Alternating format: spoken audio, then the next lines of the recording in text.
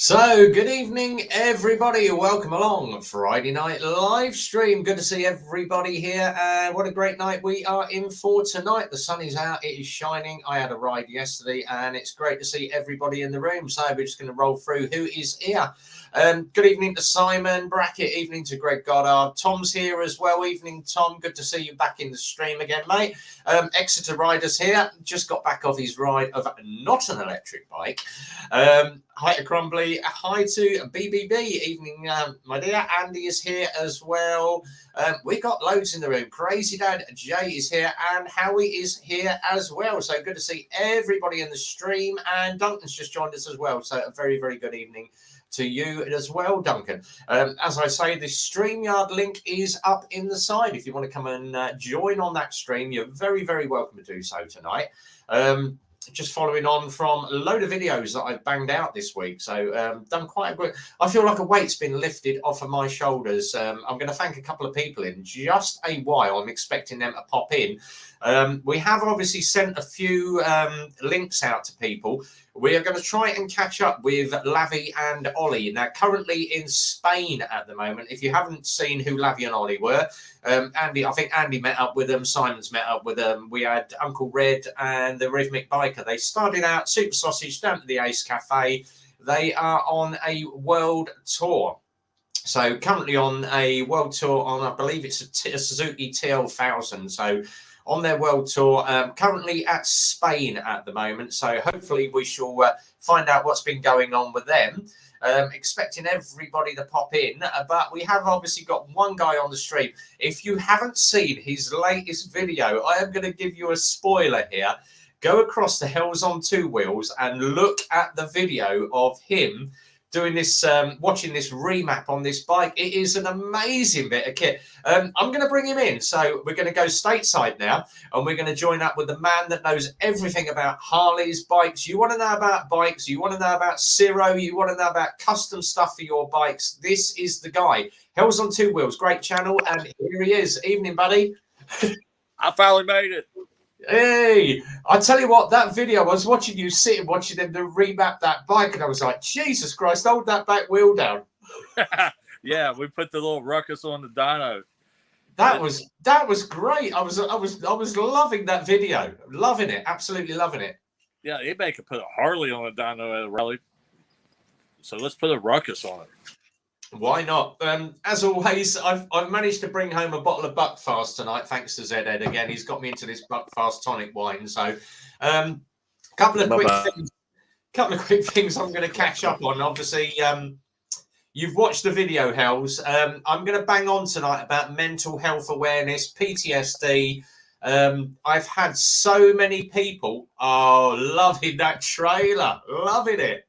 I'm at the beach. Oh, brilliant. Right. Amazing.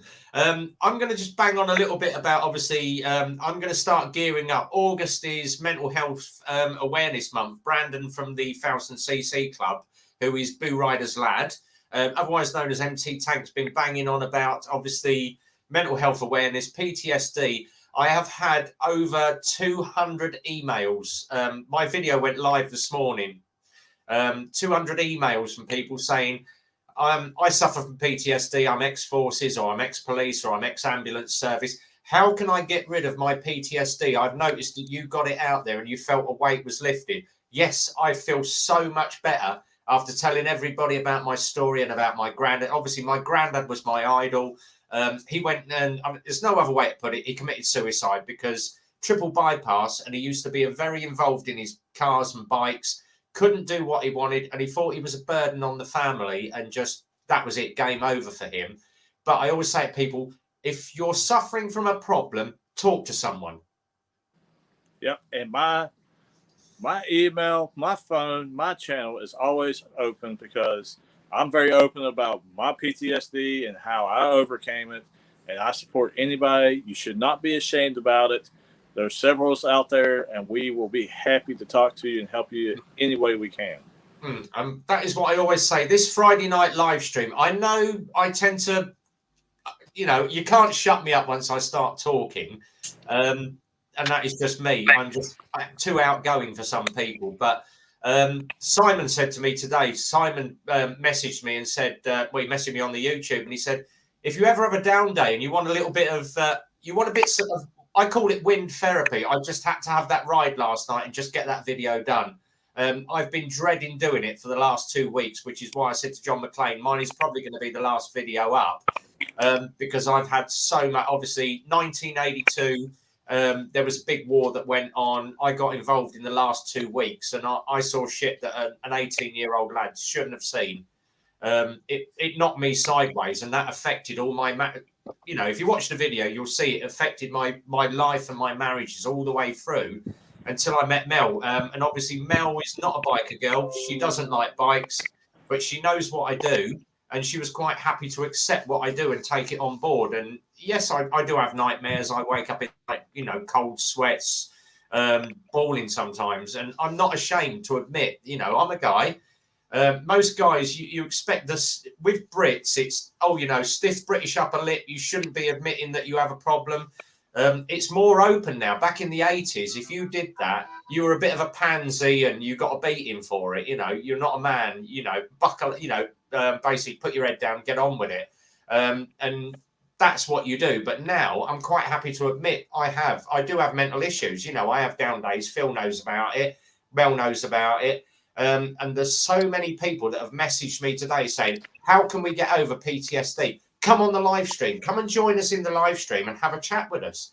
That is the best. Friday night live stream. I love doing this. Simon does as well. Simon's obviously, because he did his ambulances, has had sort of stuff going on. I suppose Tom has as well. So, Simon, over to you, buddy. Thank you very, very much for the message today. I do appreciate that. It's really, really. No, you're welcome, mate. You're welcome. And I find nothing better than sorting the old noodle out than actually getting out on the bike and riding. And it takes you a lot away, and you do feel better after it. So, anytime you want to, Dave, let us know. Ali and Hayden, Ali bought a bike from us. Hayden, they come down the garage all the time. They sent me a lovely message today. He said, thanks for putting that out there. They're still out enjoying the sunshine in Greece at the moment. But Ali, thanks very much. I really appreciate your comments today. Much love to both of you. I do appreciate, because obviously I started off as a very, very small channel like Hell's. And it's gone massive. But I just want to say thank you to everybody that's come on my live streams, that sent me messages, just say, thanks, RB, you've banged it out there. I know Lockwood had the issue. I'm not going to go into too much with Lockwood. Go and watch his video, but he's obviously had issues during his life. We all have. But I literally feel, that the world has been lifted from my shoulders and I finally opened up and told my life story. So thank you, everybody. You now know the story of RB. So Silent tumbleweed then. Andy's just put, I feel better after a good fight. So, where are you, Andy? Come and join us in the stream, buddy. Your dog Stangley's. I'm gonna have to go and have a look at your dog Stangley's. Hey, I got another badass small channel. If anybody's looking for new content, love it. I got this guy right here. This is We Ride West Virginia. This is Adam. What's up? Already follow him. Already follow you, We Ride. Yeah, he's down here working with me during the rally. He's going to work as a tech during the rally this week with me. So, what's the channel, Hells, and I'll post it up. We Ride WV, all one word. We Ride WB. Let's have a look and see if I can find him. Yep, he's a small channel. 140 some subscribers, just getting started. He does a lot of install stuff, because he's a motorcycle technician, so it's awesome. I'm sure where We Ride, is that Whiskey Bravo WB? Yeah, no, whiskey was it? Virginia. Oh, we Ride Whiskey V. There we go. Right, I found the channel. Brilliant. Right, there we go. I've just subbed then. 141. I am going to post that link up on the StreamYard, guys, so that'll come across to the YouTube. That's the channel. Go and jump on that channel. Give it a follow, a like and subscribe. So that's another one there. I just joined the live here. Or not joined, but yeah, you know, he's staying with us. We got another YouTuber. Like I told you guys, our camper's open while we're out. These guys are coming, hanging out, staying with us.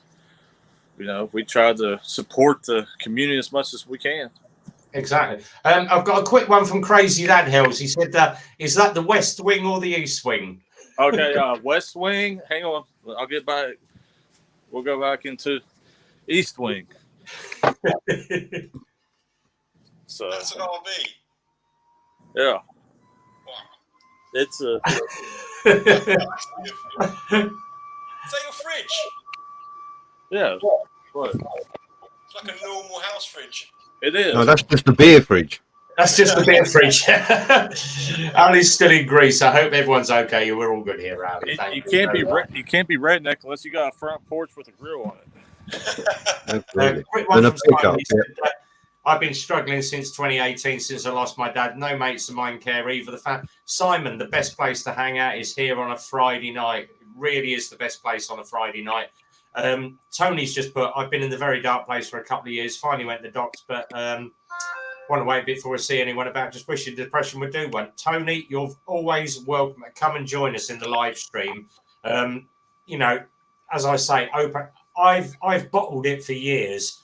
I've not. The only people that probably knew was my wife and obviously Phil at the garage about my history, and I've kept it bottled for years and years. Simon's never. I've known Simon for about a year and a half now. Simon. Yeah, about that. Yeah. And I've never ever told Simon about my granddad. And just John Diehard McLean's challenge. I did find it hard, but thanks to John Diehard McLean for obviously banging a challenge out there. I went, do you know what? Bollocks. I'm going to, oh, sorry. I've done it before 9 o'clock. And I'm just going to, you fucking idiot. I'm going to bang this challenge out. And I did it yesterday. And it just really feels like me just opening up and telling all you guys about my life has just really made it. And I played the video to Phil in the garage tonight. I played in my YouTube channel and he went, why didn't you tell me? And I went, I've always kept it to myself. You know, it's just British tradition. You stiff up a lip and you just get, as like I said, every day that I do at the garage, I just put my head down and get on it. So, you know, anybody, I would express to anybody, talk to someone, talk to Simon, you know, talk to Hells. Hells is very good. Military Biker is a great. Stevie is a very, very good guy at listening to your problem. Stevie's been there and done it. He's done, you know, tank regiment for years and years. He buggered off to Canada because he couldn't stand the British anymore. But, you know, as I always say, come and chat to the guys in the live stream. That's the Friday live stream is what it's all about. Just airing your views, shutting me up, getting a word in edgeways once I've finished talking. But that's all, you know, it's all about just getting it out there and just expressing to your friends, you know, what you do. As Crumbly's just said, you know, some days are better than others, some days just don't work. You know, that is exactly how it is. Hell's just said, you know, he makes everyone share one sleeping bag. It's just got to keep warm somewhere. It is cold out there. Exactly. I thought it was okay through lockdown. Everything, you know, it does spiral down and down. The one that obviously that we've helped out through the live streams is this guy down here, MT Belly, Matt. Me and Simon, he came down to the Super Sausage in his car because obviously it was too far to ride on a bike. And obviously Matty, his wife Kira, that day at Super Sausage, Matt actually had a great time with us, and it's cleared his head so well that, you know, he's now cracking on with it. So, you know, he's done a great job, you know, sorting himself out. Rev, I haven't watched your video actually. It's on my playlist to watch later on, so I'll check that out. Yeah, I do get a little bit choked up. Obviously, my granddad was my idol. If you ever, Simon, when you come over for a barbie this year, when you walk into my living room, I have a big picture of my granddad on the wall. If you watch the video, you'll see all the bikes that I had But my granddad, 5 years old, I'd never ridden a bike. Yeah, it was a frame, little pit bike with a frame. It had a chainsaw engine in it, and you pulled the start cord. It didn't have a kickstart; it had a start cord that you pulled out, and you just twisted the throttle. And at 5 years old, my granddad's got me a bike. And then at 16, I went to a Pooch Maxi. Now that was his pride and joy. When everyone was ripping around on FS1Es, AP50s, and Honda SS50s, and I had a Pooch Maxi, and I got ripped. I got ripped a new arsehole for it. But it was Grandad's bike, and I loved it.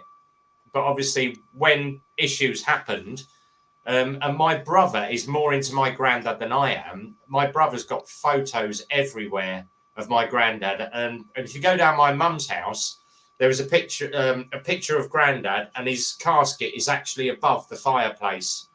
So, he was idolised through the family for what he did. If you actually go on Milton Keynes lorry drivers, my granddad was the first one to actually clock up 1 million miles driving in his career. He clocked up 1 million miles on his lorry. He didn't have just one lorry, he had several lorries, but they totaled his mileage and it was 1 million miles. And he used to work for a company called Barlow Whitney. Simon might remember them. They used to make furnaces in Milton Keynes, and he clocked up 40 years with Barlow Whitney and drove 1 million miles. But he actually got a big gold trophy and a plaque and a gold watch when he retired. But things happened, and he thought he was a burden on the family. He wasn't a burden. It was just that he couldn't do the job he wanted. And it would be the same, obviously if one of us lost a leg or we had issues, we couldn't work anymore, you'd get down, you'd get depressed, but you deal on with it. But everybody bottles it up, and it's not until Brandon's obviously come along and said the new generation of youngsters with mental health awareness, everybody is now opening up. But in the old days, in the 80s and the 90s, if you went and done that, you was known as a weak man. And obviously that's why I kept it bottled in for so many years. But John Die McLean put the challenge out there, and I sod it. I'm going to go and do it. I'm going to blab it out. And that's probably one of the I've done some really crappy videos on Lex Motos and bikes for customers. But that's probably one of the hardest videos that's taken me ages to do. And it was just a clean edit. And I said to Mel, I said, I'm going to sort of get upset. And she went, are you going to be a weak man for doing it? No, everyone's going to respect you for just opening your life story up and telling everybody. So thank you. Yeah, it was hard. You can see it was hard for you to do it. It's as I said, it was the hardest video that I've ever done, Simon. Simon just said, I just bottle everything up, say nothing. I just get, no motivation. Some guy messaged me today and said, I don't even have the motivation to get out of bed in the mornings. And that is hard, Matt's just said, seeing the doctors is the first move. Go down the doctors, and every doctor will go, I'll give you pills, I'll give you a prescription. That's the easy way out. Chat to someone, talk to someone. Get a hobby. This guy, get a hobby. This guy over here, he is a massive channel in the States. And I've upset him I'm quite happy to say that I got him mixed up with another biker. Me and Hells had an argument over it, and I apologised. I buckled down and said, look, I got you wrong. I apologised. It's my fault. It's, I could have said, Rev, you said you did that on purpose because you didn't like him. You said you did that on purpose. That's what he told us all, Els, honest. Yeah, but, we didn't fall out over it. I admitted I was wrong, and that is the hardest thing to say, that you are wrong, and put your head down and apologise. But going back and touching on what Els said about getting yourself a hobby, if you ever have to do cognitive behavioural therapy, they ask you, one of the questions they ask you is, what do you like doing that takes you to a happy place, so a hobby or something? And I found out one of mine is really sad. One of mine was mowing grass. Because you get something out at the end of it, you put all your nice stripes in, it looks pretty, and you can enjoy it. And, and then motorbikes and fiddling with motorbikes and doing bits and pieces. And, I'll go out there and I'll spend 3 hours and I'll just strip the brakes down, clean the brakes and rebuild them again. Just because, it gives me positive. That's better than my hobby. My hobby's raising hell. Hell yeah, single. Oh, yeah. I thought your hobby was single Single Mothers Dance Club. Yeah. Single Mothers Dance Club. Always support them. There's somebody got to go to college. Got a couple of obviously Gareth's in, so evening Gareth, he's in the live stream. Mr. Burning Gas Horningas. Lisa's just said was wondering if Hells was down by Insta BD's been talking about. Black Dragon, that'd be. Yeah. I don't know. I've actually missed so much YouTube this week because, as you'll see by my last video, I've started to get busy in work. I don't keep up with that stuff because I'll be straight up. I don't agree it. I came from that MC style, and I don't agree with that stuff in YouTube. So I just don't pay attention. A lot of it's drama. But we're in Myrtle Beach, South Carolina for Myrtle Beach Week. Quick one from Tony said that I don't want pills yet. Don't get pills from a doctor.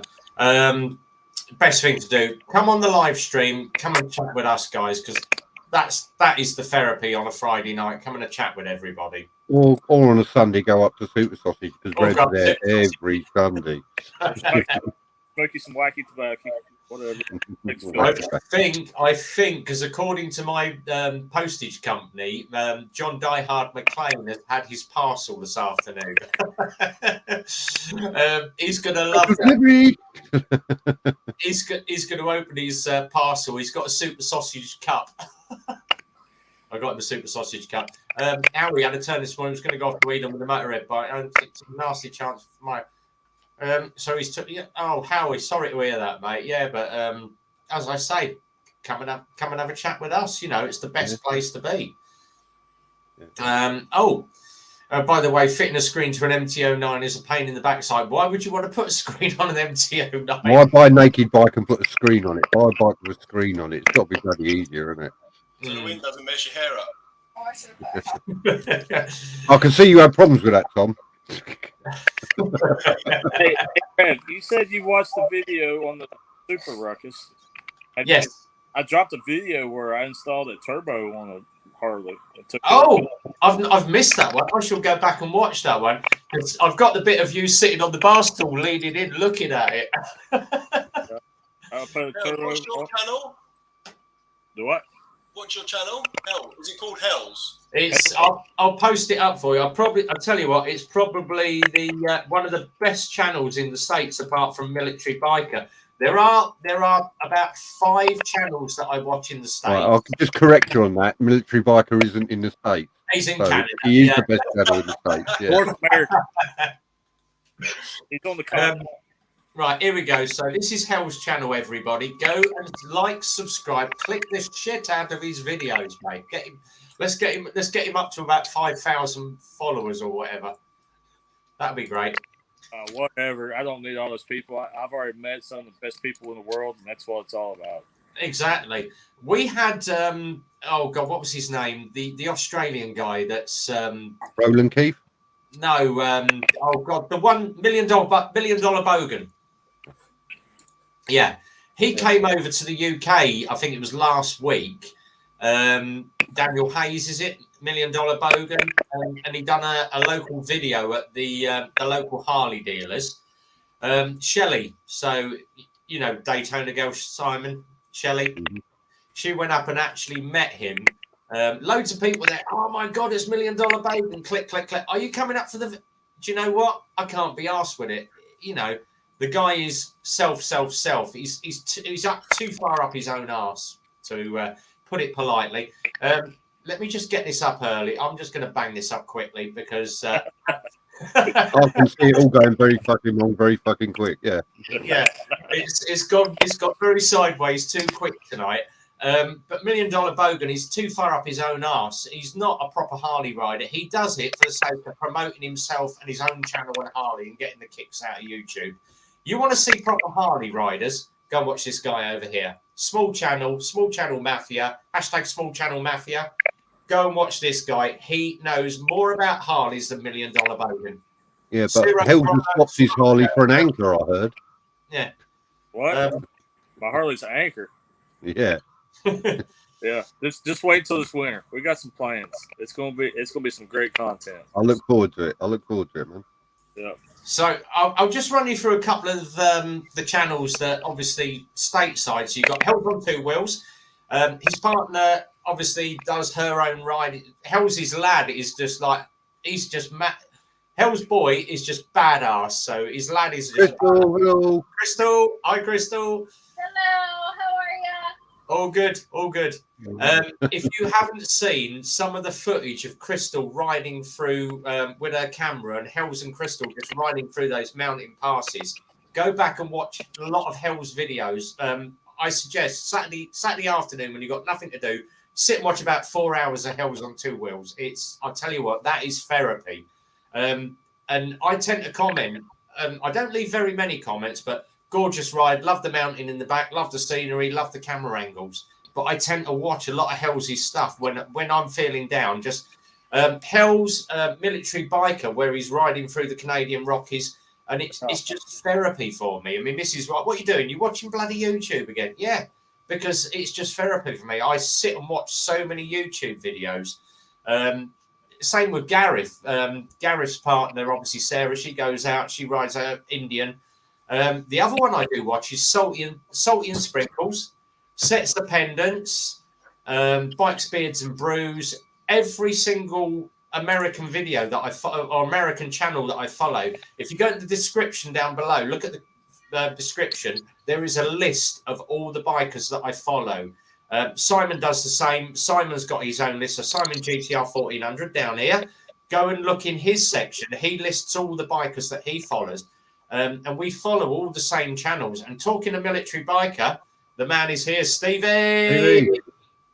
But yeah, you know, amazing. There are some amazing channels on YouTube.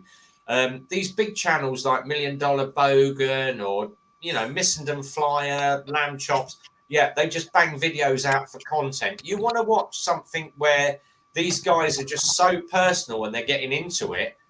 Stick to the small channels, the small channel mafia. And that is the idea of this hashtag that and it's this guy over here that started the hashtag off. I'm not going to take credit for it. Small channel mafia. Hell's started off the small channel mafia and he is the hero behind this. Yeah, just look at that hashtag on YouTube and see how many videos come up there. Yeah, let me be clear. People ask, hey, how do I become a part of Small Channel Mafia? It's simple. You're a small channel. Do everything you can to support other small channels. Be a good person, and you're part of Small Channel Mafia. It's that simple. We just need to be supporting each other more. And just like the PTSD thing, support each other. Be there for each other. Questions, whatever. Let them know we're also part of the Grand Marshal Riding Circus. Oh, we will. Quick one from Howie. He said, Bogan always seems to end up on the beach with his bike on its side, whether he's got enough fuel and spooky eerie music. Same every video. Gareth just said Sarah met him last week and said he was all right. Yes, he is. Crazy that Simon swapped his GTR for a live wire. The day that he does that is right. the day. Can you block Crazy Dad Biker because I've had enough of his shit? Go on, piss off. You start. I'm gonna post one link up. I'm gonna put a video up tonight. If it's electric, I'm off. I'm going to share this for you, Simon. Me and you are going to go to the local Harley dealer, kick the front window in, and set fire to it. Harley have just announced more affordable electric Livewire 2 is set to be an instant sellout. Oh my gosh. Hey, you two do it, and then when they ask you why'd you do it, tell them I told you to do it. There you go. Jeez. Like, I don't want to be riding on no big wheels, Hot Wheels thing. No, it's crap. No, it's you can stick to your electrics. I'm going to stick to a good old fashioned petrol bike. Tom is still here. He's just I think he's got an internet issue. So Tom, we'll catch up with you in a second, mate. The final one that I'm going to put on, because obviously I share the MCN news every week because it's the big thing in the UK. And the one that obviously shocked me, this one, Suzuki have quit the MotoGP. What? Oh, wow. Yeah. Suzuki out of MotoGP. Latest hot news out this week. Suzuki Oh quit. dear, what a shame. Never mind. Moving on. But was Suzuki ever any good in the MotoGP? It seems to be dominated at the moment by Honda and Kawasaki and Yamaha. Yeah. And obviously, talking of, we're just going to go quick one over it. Andy GSH, Darren Spires has come over to the dark side. I hope He not. is. Hope not. Yeah, we can't say anything too loud about that because he's not told his significant other yet. Like Tom's got screaming kids issues. That's why he's disappeared. Military should, I'm sure we'll sell tons of them in Alberta and some part of the States. Not, don't do it, Darren. The dark side's very expensive. Duct tape works for the kids. Crumbly says, Els, don't you wish you'd put a turbo on your Harley? Go watch the video and you'll know exactly how I feel about a turbo on a Harley. There we go. So, yeah, there you go. There you go. Yeah. Of course, don't forget Ducati in the, obviously in the thing. I'm just going to mention this guy. He's just popped into the live stream. Brandon, come get yourself on camera, mate. I really want to talk mental health awareness, mate. I want to thank you big time, Brandon, for obviously letting me get it out there. Couple of quick ones for Simon. Fault finding on a lecky bike. Is it connection to the battery? No, it's usually because it's on fire and burning in a ditch. Exactly. Yeah, it's a parts bike for me. Yeah. I think you loved it. Yeah, exactly. Would I buy an electric bike? I don't mind riding them, but I would not buy an electric bike at the point. I've not even ridden one, and I'm not going to entertain it. I'll put my foot down with a firm hand there. I'll just go buy me a Barbie Jeep and cruise around with some beer in the back of it. Yep. Oh, MT Tank is. I'll be on camera shortly, mate, and probably around 10. Quick one for you, Brandon, while you're listening in. Obviously, your mental health awareness ride that you're doing in August. I've stuck phone calls into Viper and Muck Off Products, and they both said they will back me up 100% on this. So see what I can do on these ones, mate. So, yeah, a little bit more for your raffle or whatever. Yeah. Simon's £27 worth of E10 today and only 140 miles. I would not put E10 in any bike at all. No. Put it in mine all the time. Yeah, I wouldn't trust E10 in any bike at the moment. B&M2 cheap main sleeves. If you've got an electric bike, they do a quick main sleeve there. Military bike at MT Tank. Why the tank in your channel name, bud? I'll let Brandon answer that. Probably because he's built like a tank. No, it's because he rides an MT and he's always needing fuel. So we came up with a name one live stream of Empty Tank because it sounds like empty tank. Oh, empty tank, yeah. Now you know the answer why.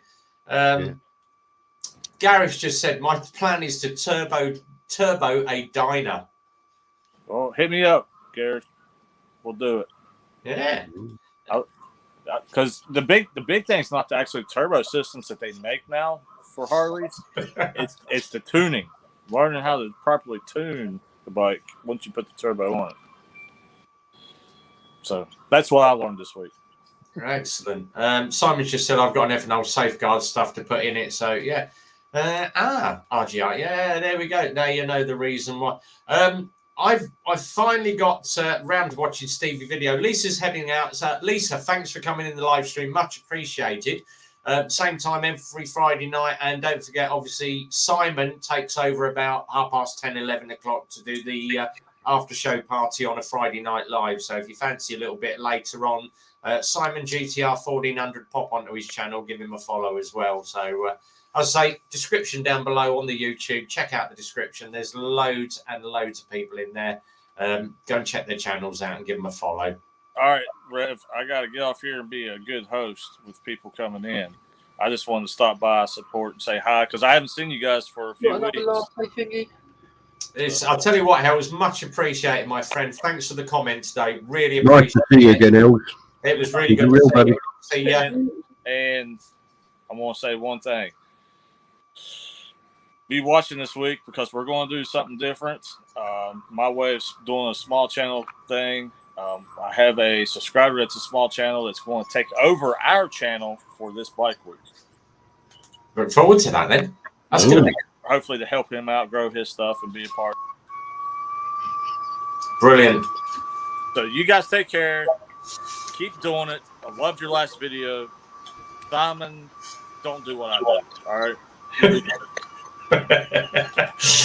I'll tell you what, I'm still loving that trailer, buddy. You have yourself a super weekend. Thanks ever so much for coming in. Really appreciate the follows, buddy. Go. All right, cheers, Helms. Oh, it's down to me and you, Simon. Right, I'm just going to quickly pop on to my channel dashboard. Just give me a second. One thing I did forget to click tonight. Oh, bugger in hell. Let me just get back onto this. I forgot to make my my live monetized. Right, might as well get a few pennies out of it. Anyway, I've got to. Yeah, there we go. Right, studio done. So, obviously, mental health issues. We've covered all that crap anyway. I've got that out of the way. I must say it was very, very touching, and I did watch Lockwood's, and I'm not going to mention what he did in that, but that was very, very touching, and that hit home to me as well. So, Lockwood, if you do watch this on backup, or we catch up later on, I'll feel for you, and I know exactly how you feel and what you're going through, mate. So. I've kept that in for such a long time because obviously me and Lockwood are quite close. We're not that close, but you know what I mean. I idolise what he does. I think he does some really, really good stuff. And obviously everybody does take the mick out of me and Lockwood, saying, "Oh, you Lockwood's dad," you know, blah blah blah. I just like Lockwood's videos. He does. Yeah. Oh, yes, it is, buddy. I've got myself a bottle of Buckfast. Yes, I do like a lot of Lockwood's stuff, but you know, you've got a man crush on him. Just admit it. We all know it. I do have a bit of a man crush on. You know, it's the fact that he's got a VFR. He rides really good, and I just like the stuff that he does. But obviously, me and him message backwards and forwards, and obviously, I knew what the 92 was, and he obviously, I think he knew a little bits, but it was just. There was bits of the jigsaw that were all over the place with my history, and then obviously putting that video out, and everyone's gone, put the jigsaw together. Here it is. This is RB. And I said to Phil when I got back, do you know what? Even Rebecca she was in the office this morning. She went, "Oh, you're bright and chirpy this morning, not your usual grumpy bastard self." And I went, he said, "No, I touched myself in the shower. I feel much better." Sorry. Yeah, exactly. But yeah, it was just the fact that I got that video out last night. Sorry, Tom's got kids in the background there, isn't you? Sorry. They're upstairs. They were fighting over something or other. Yeah, but I just got you know so much off my chest last night and just banging it out there. And I just said to Phil when I got back, I just feel like the world's been lifted. You know, I've not got this. You know, it's a bit like what's that guy in oh god, Snoopy and Peanuts, where the guy walks around with a cloud over his head and it's just raining on him. Oh yeah, I know you mean. Yeah, I can't think of his name, but yeah. Yeah, and some days I just feel like that. I've got this cloud, you know, where lightning and thunder, just this grey cloud over my head that I just, whatever you do, you can't get rid of the bloody thing. And just banging that out, just it was all sunshine and roses this morning. I felt really good, and I've had a really good day at the garage as well. And Phil said to me, he said, you know, what's the difference? And I went, I did a video last night, and I went out, and I had a little bit of wind therapy. I didn't even go the normal route, Simon. I went down into Leighton, you know, on the way you normally come back from the bike thing. Yeah, I know. I watched it. I saw it. Yeah. Yeah. And I thought, I'm just going to go out and just whatever route I do, I'm just going to just ride. And the bike just went on its own, you know. I didn't even pick the routes that I went on. I just like, I just want to get this out. Some days they're the best rides. You're not actually planning a route or anything in your head. You're just going to ride a road. And then you see another road, and I'll go down there, I'll go this way, I'll go that way, and and then sometimes you go down roads, you know, and it brings back memories, and so it's good. Right, a couple more. Obviously, Brandon's down here somewhere. He's going to come and join us. I don't have a webcam, so I thought I'd quickly just do this. Evans for that. We'll make do with the smart. Brandon, thanks very, very much, mate. Mental health awareness. I'm going to bang on about this now till August, but. You know, off the back of obviously what I did last night, I put a few phone calls in. So Muck Off are going to send me some crap. I'm going to get Viper to probably send me a helmet or something. So no, I really appreciate that. I was gonna say actually. I mean, I'm not here for long. But why I am here? For the last couple of weeks, Simon already knows I've been suffering really bad, like mentally wise. And only for the last since Saturday we lost another biker. A guy had an accident on his bike and I did pick up on your channel, mate. Yeah, sorry to hear that. And yeah, fucking hell. So anyway, that hit me like literally like a bus. Yeah, it's been awful. I don't really know what to say. So basically, 7 years ago, I went through like a tragedy with one of my friends, which the exact same thing happened to him, and I suffered really badly with it, and it kind of relapsed. So I had to it took me 5 years basically to try and speak up about it and find comfort in someone to speak up about it. Why don't you use your phone? Oh, because I'm an idiot. Anyway, yeah, it took me about 5 years to find comfort and speak up about it. And then anyway, 7 years ago, and it happened on Saturday. Although I didn't know the person, it was like an indirect effect, which apparently is quite a common thing. Apparently, indirect effects can actually occur for everyone, and it can be quite massive. And that's kind of where I've been at in life since Saturday, anyway. It's been a fucking nightmare. I tell you that. At one stage, I thought I was over it, and now I'm kind of just reliving 7 years ago, basically. Yeah. See, that's and obviously the last part of my video. Now we use Wiimoto to obviously buy. If we can't get stuff from CMPO, we go off and buy stuff from Wiimoto. And obviously, I haven't spoken to Dan since beginning of April. I've met him on a couple of rides. He's obviously down south. But when I phoned up on sort of Tuesday and I said to him, oh, Dan there. And he's not into that. He's not here. And I went, oh, is he is he skiving? Well, another bloody day off. No, Dan's not here. Check the website. And it was like in the back of my head, I was like, what's going on? Has he quit the firm? Has he done this? Has he done that? And I thought, oh, bloody hell, what's going on with Dan? And they said, oh, we'll put you through to Stan in the parts department. And then when I said to him, when I spoke to Stan, I said, what's going on? He said, check the website. No one would tell me what's going on. Obviously, Jim Diesel's down that way. Spicy's down that way. Most of the boys sort of down Plymouth way all know what's going on with Wiimoto. And it wasn't until obviously I checked the website that I'm thinking, bloody hell, what's going on here? And then let me just go on to I'm just going to bring this up on the screen. Obviously, I went and checked the website. And it was like, no, obviously, this guy I've only known on the phone. I've only met him a couple of times. But that's obviously Dan. That's Dan Kinsella. And it's obviously they posted a tribute. The guy was 25. He'd been there for 4 years, killed in a motorcycle accident on his way to work. And I'm not going to go into the accident. They told me what had happened on the accident, and it wasn't nice. Car driver's fault, but this guy was 25. So there's Dan. Not only great at work in the office, he was great with his customers and suppliers. He was an absolute giggle on the phone. And it was like, it's literally like having your best buddy on the phone. Dan, I've got this crappy piece of Sinis, a Sinis or a KS Moto in. Can I have a set of fork seals for it? Can I have this? Can I have that? But the best thing was, obviously, I was reading through that. He obviously had a hearse with a load of bikes behind. The service was deeply moving with tributes from all his parents' friends. When all the words have been spoken, Dan had the last word. In Dan's word, fucking send it.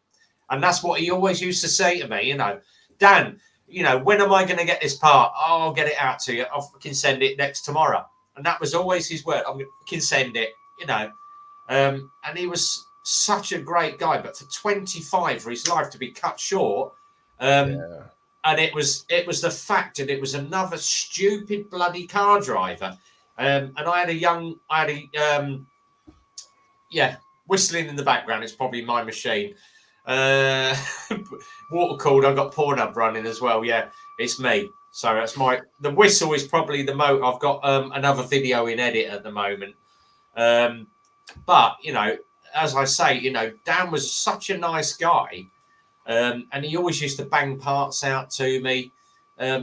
You couldn't have asked for a better. And we had a young guy in today, and he said, you know, I see all these horror stories. I've only been riding for like 3 months. I'm on a 125. What do I do? And I said, the thing that I've learned, and I never knew this, Simon knows it because he's IAM Rosper, is a thing that Nick taught me called the sevens. And it's your limit point. So you look for the furthest part of the road, 1 and 2. You're looking just a couple of 100 yards in front, 3 and 4. 5 is your mirror, 6 is your clock, 7 is your offside mirror. 1, 2, 3, 4, 5, 6, 7.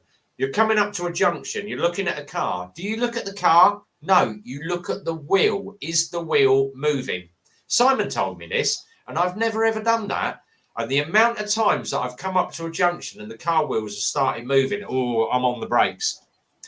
And it's something they don't teach you in CBT, which I think they should, Simon. Yeah, they don't teach it CBT or the DAS course. They don't teach any of that. All they want to see you is riding in the middle of the road and doing lifesavers. But yeah, all they hang on. And he said to me, he said, oh, you know, my CBT instructor told me to ride in the middle of the road. And I went, no, I never ride centre road. And he went, why? I said, if you watch me on all of my videos, position 1, position 3, depending on what CC the bike is. If I'm on a 50, I don't want to be out in the middle of the road on a 60 mile an hour dual carriageway on a 50cc doing 30 mile an hour. I'm in the firing line. I'm going to be in position 1. If I'm on a 125 or a bigger bike, yeah, position 3. But if I see a car coming up, I'm going to move over and then move back into position 3. Yeah, but why don't you ride position 2? Because my CBT told me to ride down the middle of the road. It's because where the car wheels don't track, you've got all the oil drops, you've got all the crap on the road, always sits in the middle. Do I ride centre of the road? Definitely not. Howie will tell you exactly the same. Yeah, the only time I like riding in the middle of the lane is when it's raining, because normally that's where you get the best grip. Yeah, but that's where the oil starts getting all wet. You don't get the oil. You don't get the oil slick in the middle of the road like you used to years ago, because cars are so reliable now. So that is actually quite clean. And if you're riding in the middle of that lane when it's wet, what you'll find is that tarmac hasn't worn down, so it offers the best grip. Yeah, you get position 1, which is where all the crud is and the grit. Then you get the grippy bit, then you get the oily bit, then you get the other grippy bit, and then you get the bloody dangerous bit that's in the offside traffic. You're on about 7 positions. I only work on 3, left, right, and middle. 5 positions. Yeah. But, you know, he said to me, he said, oh, you know, what? I said to him, watch the wheels, do your 7s, and it becomes muscle memory. If you watch a couple of my rides that I do, after I did the first, I think there was a run that we did to Bedford, my first Rosper course that I did with Nick. I need to get out with Nick a bit more this year. Yeah, crazy daddy's in you a bit on the sides here, Lockwood's here. Oh, you cheeky bugger. Yeah, but we did a run to Bedford with Nick Sweetman. It was probably one of the first couple of Rosper rides that I did. And I went out with Nick, and they score everybody out of 100 to start. And we got to the cafe in Bedford. I'm not ashamed to say, I said to Nick, how did I do? And he went, how long have you been riding? 40 years. And he went, what do you reckon your score is? And I went, I think I'm a pretty damn good rider. And he went, you scored 17%. The pass rate is 80. I scored 17%, 1-7. And I went, what did I do wrong? Crossing the white lines.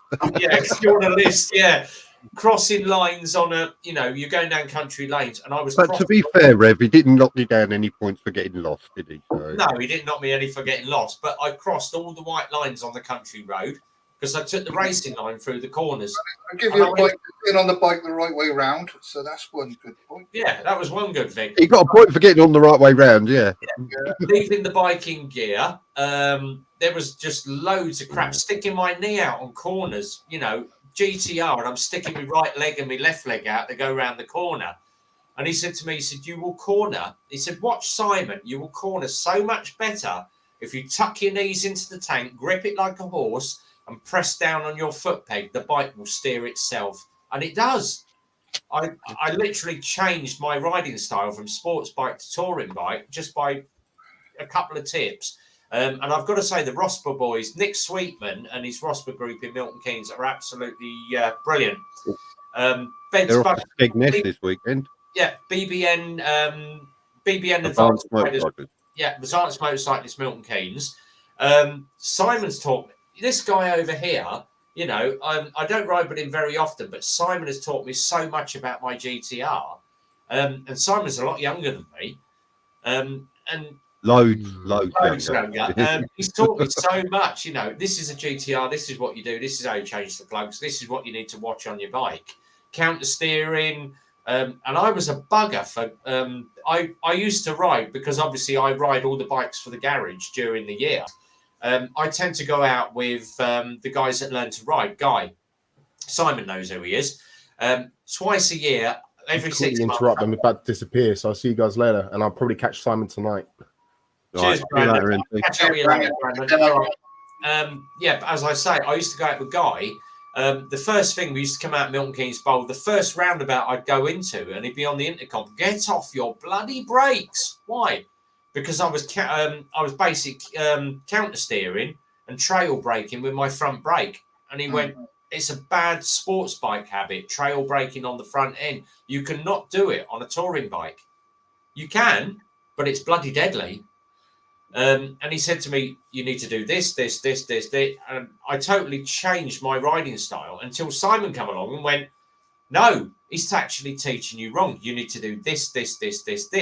And I tried it Simon's way, and it bloody works. He did it my way. Yeah.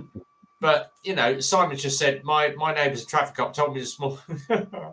Most courses I've gone on, and Simon will back me up, they're basically a foundation. It's like a stepping stone, and you adapt your own style to it anyway. So you ride what you find comfortable and what you find safe.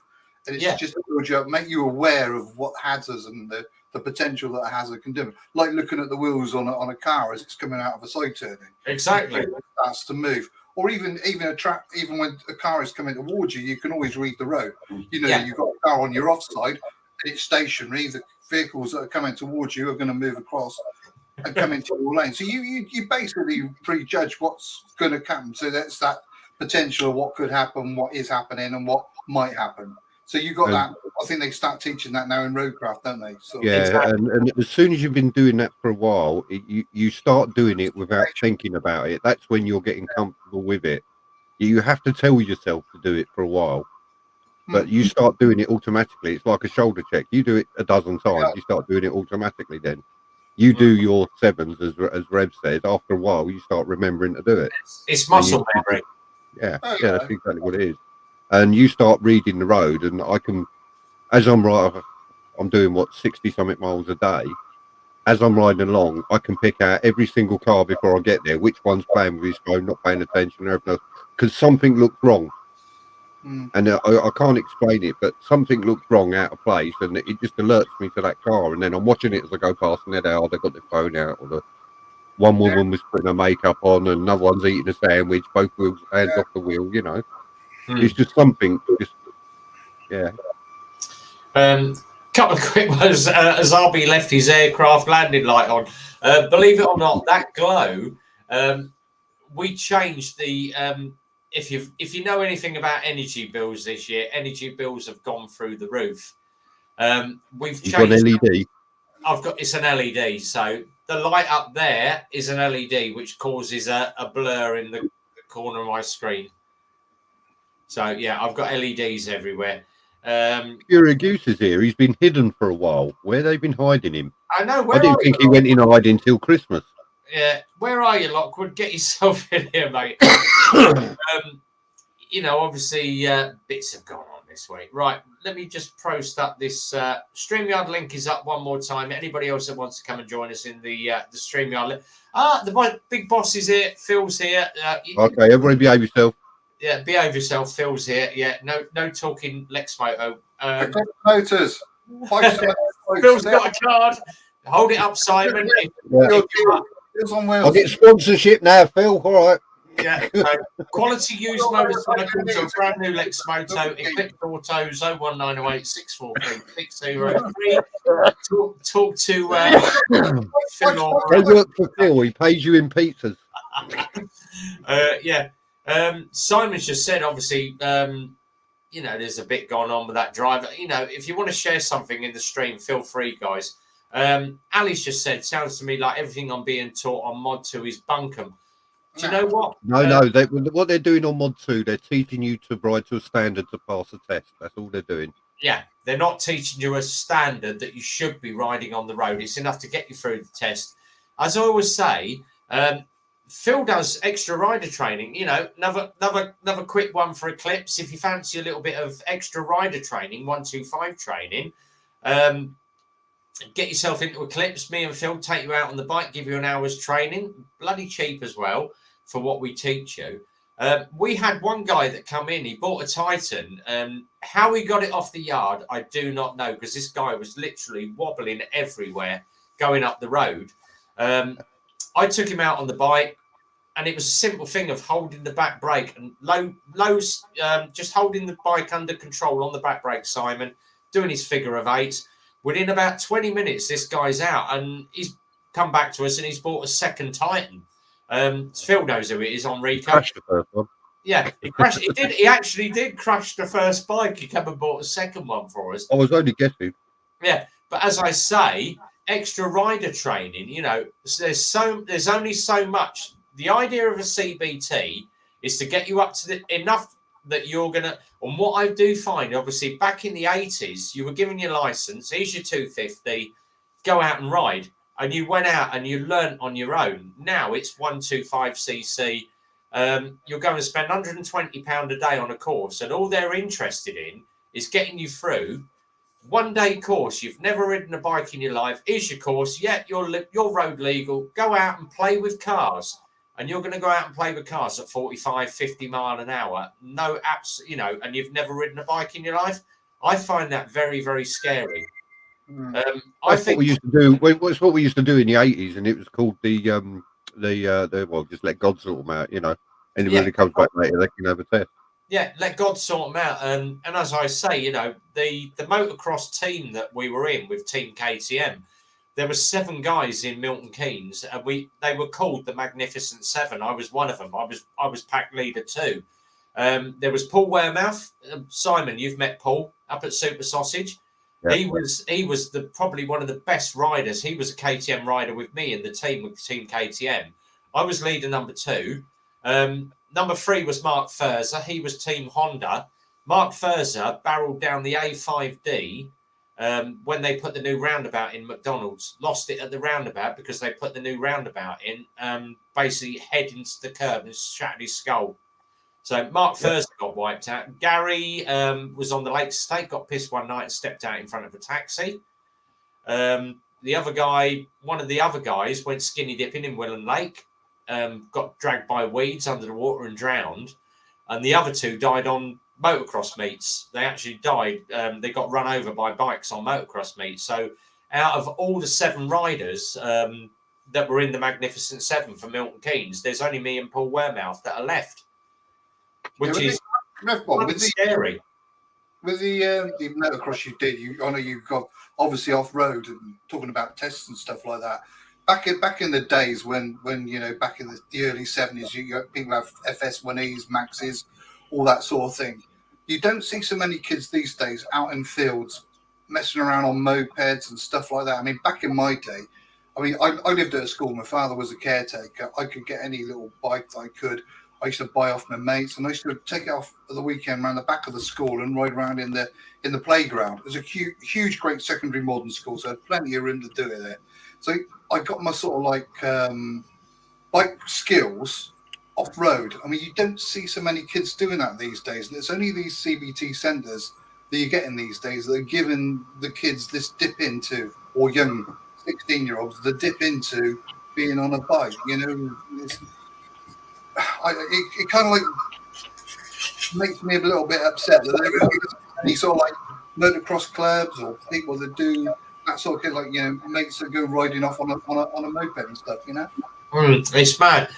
Military's just said, obviously in Canada, over here, you can buy any bike you like, get it insured, you can ride without any experience or a license. So you could go out and buy yourself sort of the latest Harley Dynaglide, Indian Bobber, you know, and just go out on a bike. And you're thinking, Jesus Christ, you know, you're going to go out on a 900cc bike with no training, or, you know, 1000cc bike with no training. And as Simon said, let God sort them out.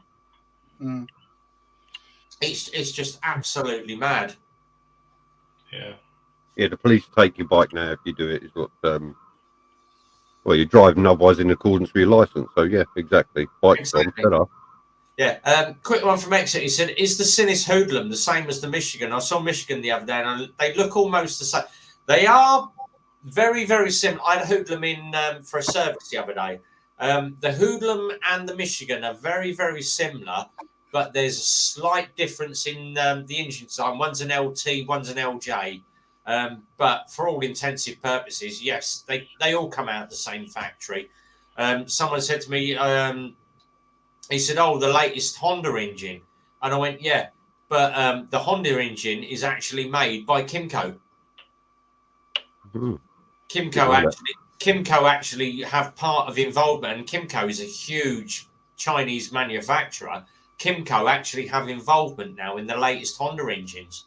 I think you have trouble now buying anything that's not got anything made in China in it, haven't you? So exactly, yeah. It's when you get the sticker on the bottom when it says "Best before 2022." Best before COVID. Yeah, best before COVID. You know, as Boating Bike said, you know, exactly, they're all the same. Apart from the exhaust and spokes, exactly the same bike. Slight difference on the engine. One's an LT, one's an LJ engine. So they're slightly different on the engine design, but both engines come out of the same factory in China. If you happen to go on, if the easiest one to do is go on some of the bike forums. I'm on about, I think, 60 or 70 bike forums. When we're in the garage, people say, "Oh, you know, I've got an issue with my bike." We had, oh God, what was it? A Gixxer in. Not a Gixxer, a Bandit in that was a couple of, I think about a week ago. And I said to Simon about it, got the squeaky, whiny front end on it. I think I did the video on it. Now, Phil, if you're still here, Phil brought it in and he said, "Oh, I think the wheel bearing's squeaking." So Phil brought it in. Phil had a look at it. Nothing absolutely wrong with that wheel bearing at all. And he said, "Your pads are low. Let's change the pads." So first course, cheapest option, change the pads on it. We changed the pads. I took it out, obviously visor down, earplugs in because it had got loud exhaust on it. Took it round the block. I couldn't find a problem with it. He brought it back next day and he said, "My front wheel is still whining." And I went, "All right." So obviously I've got a hybrid helmet, visor up, helmet right the way up, took the earplugs out, took it down the road, clutch in and just dropped the revs. And it was like, as I let off the throttle at 40 mile an hour, and I could hear the whine. Okay. Went round the block, and every time I let off the clutch, and you could hear the front end whining. There was nothing from the brakes, nothing from the bearing, until I went onto the Gixxer forum. And the GSX forum actually said, "I've got a similar problem with my bike. It's whining from the front end when I let off the clutch." And there's about 6 or 7 comments, all people saying we've all got the same. Until the guy at the bottom said, "What tyres are you running?" I'm running Michelin Pilots. "What are you guys running?" "Avon Storms." And I said to the guy, "What have you got on your bike?" And he went, "I've got an Avon Storm on my bike, front tyre." The Avon Storm tyre whines. And I said to him, "Take it home, monitor it, advise it. If you have an issue, get it back into us. Let's have a look."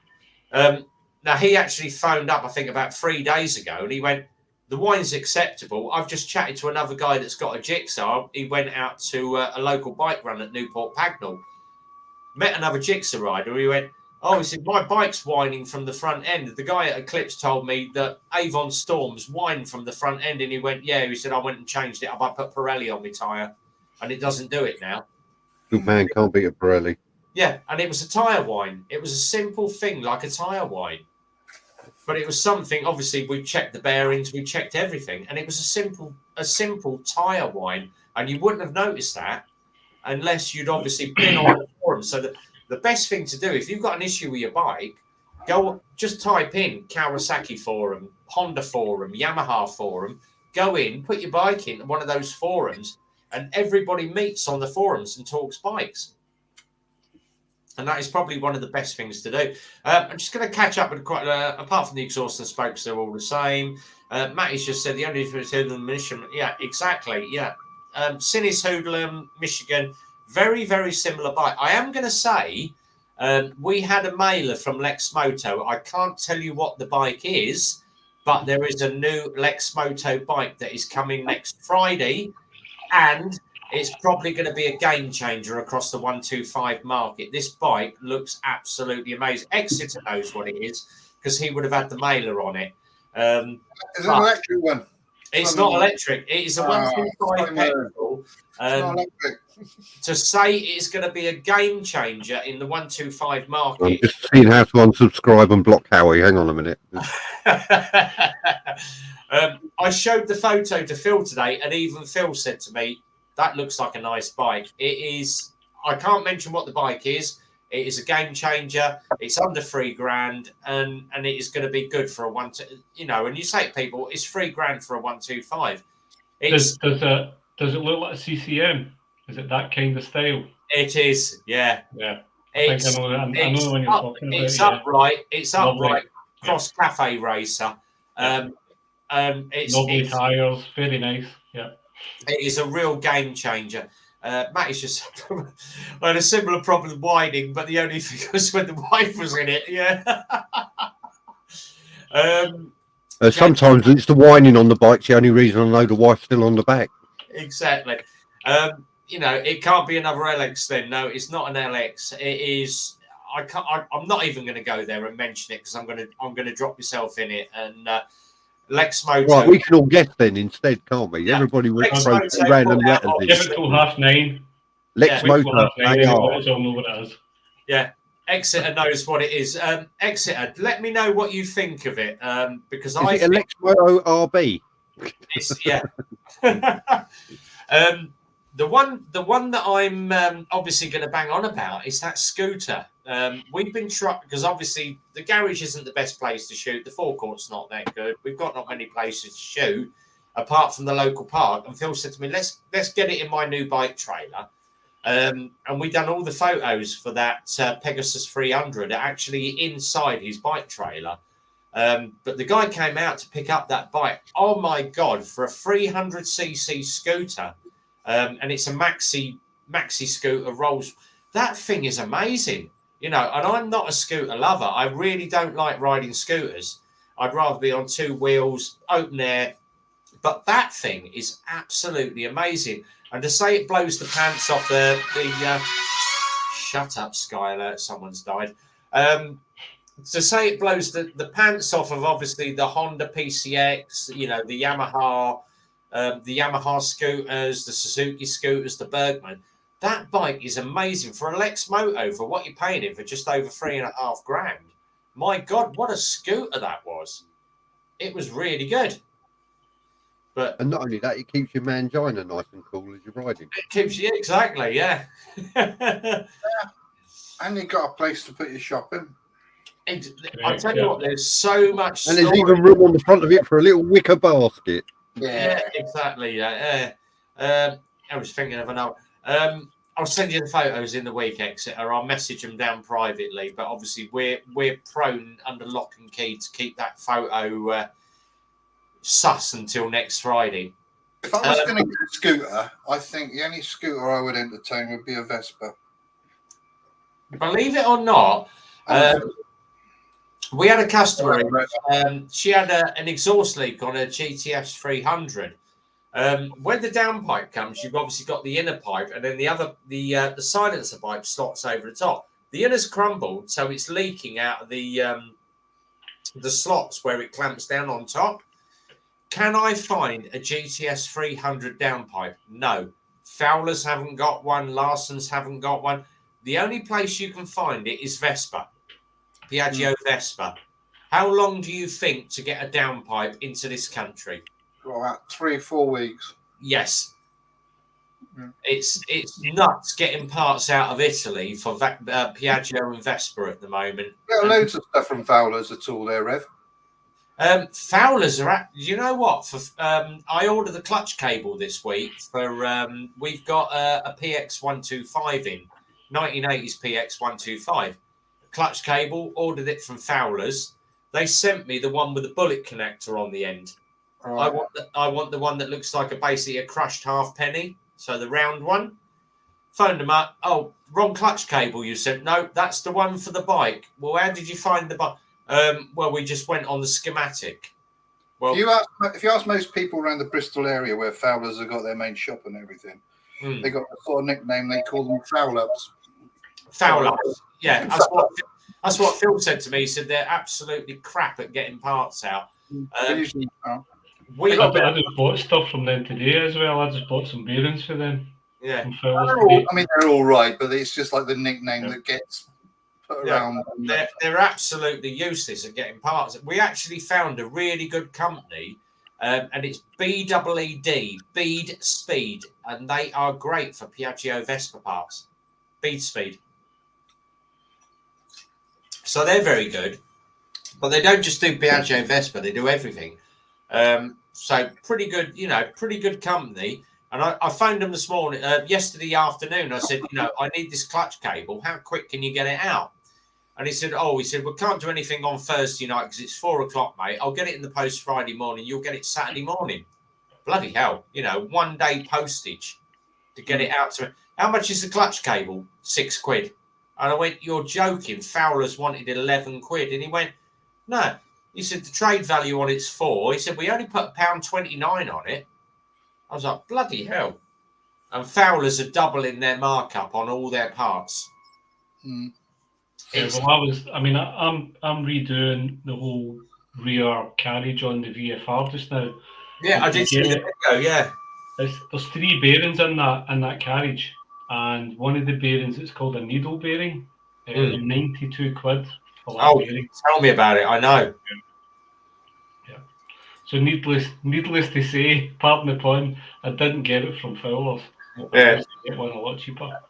Obviously, I'm just going to step back to my video. You're as bad. I showed Phil at the garage my video tonight, and he went, Jesus Christ. He said, how many wives? And I went, 3 months, 6 months, 1 year. And obviously, I said, I'm going to get it out there. When I was, God Christ, what was I? 36 when I met Mel, when I was DJing. She was 31. She's 15 years younger than me. And we got together. She's not the skinniest bird in the world. She did say to me, I've got a little bit of extra. She had her she used to suffer from thyroidism. So she was, I think, 8-9 stone when I got with her. She looked, anorexic because her thyroid was overactive. And she went to the doctors and they went, you've got an overactive thyroid. We need to take the thyroid out. But they basically slit her from there to there because the thyroid's under your neck. But they took out so much thyroid that obviously her weight goes up and down, up and down. And she said, I'm never going to be a skinny mini. And I went, do you know what?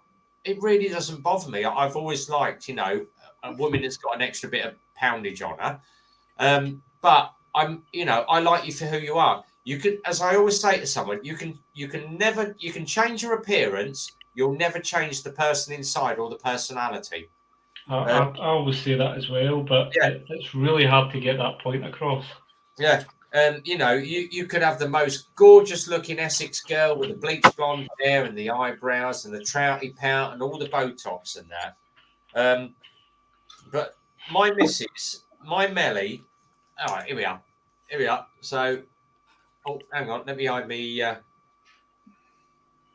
That's my missus, I've got so many photos of her on my phone. And she's like, why are you always taking photos of me? Because you just look really gorgeous today. And she's like, It's because I'm really old and I've got a bad memory and I can't remember what you look like. Exactly. When I come out, I go, who the hell's that? Oh, yeah. Yeah. Here's one for you, Red. Here's not one the for you. wrapper, it's the chocky inside. Yeah. You know, she, My mind went elsewhere then. Sorry. she doesn't like bikes. She will never ever sit on my bike. She's had a look at it. She went, nice bike, but go on, let me get on the front. You just sit on it. I'm not going to go anywhere. Just throw you. I am not sitting on your bike. She does not like bikes. She puts up with so much crap at me sitting in front of a computer. Everybody knows Friday night she goes off to her mum's to spend the weekend with her mum's because she can't be asked sitting in the bedroom on her own watching telly while I'm on a live stream. And give her credit, she stuck with me for 20 years because she knew that bikes was my passion. And she knows that I chat with this guy down here. She's like, oh, for fuck's sake, gay love going on here. And I'm like, no, it's not. You know, there's a bit of idolisation between the two of us. I like the way that Lockwood does his videos and he rides his bike. You know, he's got his kids, he's got his gorgeous girl. No. Your exact words were, "Have you seen Lockwood's position? I love it." Yeah, but you know, exactly. But she said, you know, you've got all your biker mates. You go out with Simon on a Sunday. You go out with Andy. You go out with Phil on the bike. You know, and I accept what you do. And it's having a woman that will back you up 100% in your career, and she does every part of that. You know, she's there behind me, and she is my rock. And she puts up with so much shit that I do at the garage, getting home late at night. You know, we're eating dinner at 8 o'clock, 9 o'clock at night when I get in from the garage some nights, where she could have had her McDonald's or cooked herself a meal. We went, oh, your dinner's in the microwave. She will wait for me to get in before she eats. And that's the sort of woman you want. Right. How he's exercised for the day. He's run and got 2 bags of crisps. I've got the munchies, boys. Mute your mic. Yeah. She's Manor Hoffs from the Bangor still looks amazing. Motorbikes and women, exactly. Yeah. She puts up with a lot of crap, and she obviously knows that we do bits and pieces through the year. But bless her, she's stuck with me for 20 years. She's a good girl. Yeah, you know what? See, I mean, I watched your vid today, and I could hear you choking up. I was getting your granddad, you know, and I think because you'd already shown us all the pictures of going to his garage and sitting on the bikes, and basically that was you growing up. And I still remember going back to when I was about 6 or 7, and my papa out the back door playing footy with me, you know, and he hadn't sooner finished his tea, and I was like, "Are we going out to play footy?" And my granny's like, "Give him 10 minutes for his dinner to go down. Let his dinner go down first before he goes out." Yeah. And you're just gagging to go out, and I'll never forget that. Yeah. So, my brother is more into my because obviously granddad's ashes are above my mum's fireplace at home, and the funny thing was, because obviously going through the video, my mum basically got divorced. So my dad that taught me how to ride bikes in the video lives in Northampton. My dad Bob lives in Northampton with his new wife. My mum met Peter, and he was a biker as well. So he was the one that got prostate cancer. But they both kept me in the biking sort of world. And then when Peter said to me, he said, "Oh, you know, I've got prostate cancer." I actually fell out with my mother for a year because when he found out he'd got prostate cancer, his uncle Harry left him a big lot of money because he owned a Muse house in the square in London. When they went to clear it, he was an antique hoarder, like my stepdad was. He used to work for Shards in London, and he used to restore antique furniture. And I shall never forget, he said to me, he said, "Oh, we've got a table coming in the house, but we've got to bring it in through the conservatory and leave it in the lounge because it's worth so much money." And he brought it in, and I said to him, "It looks just literally like 4 planks of wood with a load of scaffold boards on the top." And he said, "No, it's the coffee table or the dining table from Warwick Castle." And he had to French polish it and clean it up. And I said to him, I wouldn't give you 250 quid for that. It looks like 4 oak planks with a load of scaffold boards on the top. He said, do you actually know how much that table's worth? And I went, what? £490,000. And he French polished it and sent it off. Put it in Warwick Castle, and I think they paid him about £2,500 to French polish it. And then we went down the house one day, and he was French polishing this coffee table for this guy. And I said to him, "Oh, well, but," and it turned out the guy that actually bought this coffee table was the guy that owns Microsoft. His wife had bought this coffee table from my stepdad, and it was the owner of Windows before Windows was big. So it was in Windows like 96. And he said, I've got this guy in called blah, blah, blah. And I went, oh. And we didn't think anything of it until obviously Windows started coming around. And I was like, Bill Gates. Bill Gates. And his wife had bought this coffee table off my stepdad. But Peter was, he was a pure biker all the way through. And there was so many jokes that we had through the years. And then obviously when he found he had prostate cancer, he made a bucket list. So he went off and he did California, he did Florida. They went off to my mum and him had a world tour for 3 months, and he come back and he bought the Vincent Black Shadow, like I said on the video, because I spoke to Richard Hammond. But when he was obviously, I've got weeks left, and he got everybody in. He said, "Here's some money. Here's some money. Here's some money," because the only way you could show love was by giving a check away, and I actually refused to check. And he said, "Is £5,000? You and Mel going to be sorted for the next couple of years?" And I went, "I don't want your money. I want a hug and an I love you." Why? I don't want your money. If I want money, I'll work at the garage and I'll earn it. I don't like handouts, because I feel that I'm being belittled, and it's just my principle. If me and Mel are struggling for money, I'll slam in extra hours. I'll say to Phil, "Can I have some extra hours this week? Can I work late till 8, 9 o'clock?" And Phil will go, "Yeah, that's fine. Bang some extra hours in. I'll give you some money." And we actually fell out over the fact that he left me a check for £5,000, and I still refused it. And then a couple of weeks before he died, I went, "You know what? I don't need your money. Just give me a hug." And he actually hugged me, and I went, "That is the best payment in the world." And people were like, "You should have took the money. You should have took the money. That would have been easy money for you." It's not about the money. It's about, I'd rather have, it's like Simon, if I fell out with Simon tomorrow, and I said to him, I'll give you 50 quid, if I could ride with you. Simon, I'd rather shake your hand, give you a man hug, and let's go and ride. It's not about easy. Yeah. It's about being friends with someone and just sharing the love. I'm not into the money. Anyway, I just wanted to point out the fact we've gone on about mental health a lot on this show, which is it's tied in nicely because this week was National Mental Health Awareness Week. It is, yeah. So we actually so I've just realised, I've just remembered, I've been banging on about it in work all week, but yeah. But I'm going to start pushing this mental health awareness, because me opening up to everybody, and I've kept this. Christ almighty, I think my granddad died. I think it was 21 when my granddad went. So what's that? 21, 41, 51, 27. 24 years. Oh, somewhere around there. Since my granddad went. And obviously, my brother's got photos of Grandad all over his fireplace. Mum's got the ashes at home. The thing with Peter, when he went, we had a tombstone done, and it was a loving father, a loving husband, a loving granddad, and an exceptional biker. And we paid £2,500 for the headstone to go above, because we had him cremated, but he had a little headstone to go above his plot. And they delivered it and put it in, and we went up to see it.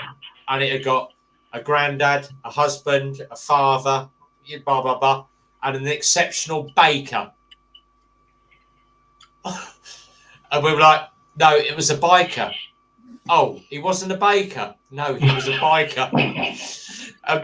My mum was devastated, but we all saw that we were all killing ourselves. We were all laughing at the graveside. And the guy went, "What?" He would have, He'd be rolling in his grave, holding his ribs, laughing at you. And he went, "What?" I said, "He was a biker." I said, "He owned 2 BMWs, a Vincent, and he was a biker." He'd be absolutely rolling. And we'll change the headstone free of charge and we'll give you compensation. We're not interested. And we actually took photos of his headstone saying that he was a baker. It was hilarious. But Mum couldn't see the funny side of it because obviously, husband, you've mucked up, you've made my husband's life hell. No, it wasn't. It was, but they sorted it out. It was an error, misprint, as they say. But it's taken me ages to actually get it out there and say, this is what happened. I've kept that bottled for God knows how long, and for me to get that out, it literally I feel like a young 17-year-old again. It's the world's come off my shoulders, and it was just the fact that I'm just going to bang it out there. John Die Hard McClane set this challenge. Carl Dutz, had a heart attack in I think it was his kitchen, wasn't it, Locke? Yeah. Simon, Die Hard as well. He had a heart attack as well. Yeah. Simon's had loads of issues. You've had obviously the Lockwood 92. I knew what the 92 was for ages, but I've stayed stum about it, and it's not my point to put it out there and go, "Oh, this is why the 92 is." No, I'm going to let you do it. Well, see the thing with the 92, I've kind of been wanting to mention it for a while because I've had that many people ask me what the 92 stands for. And it gets quite awkward.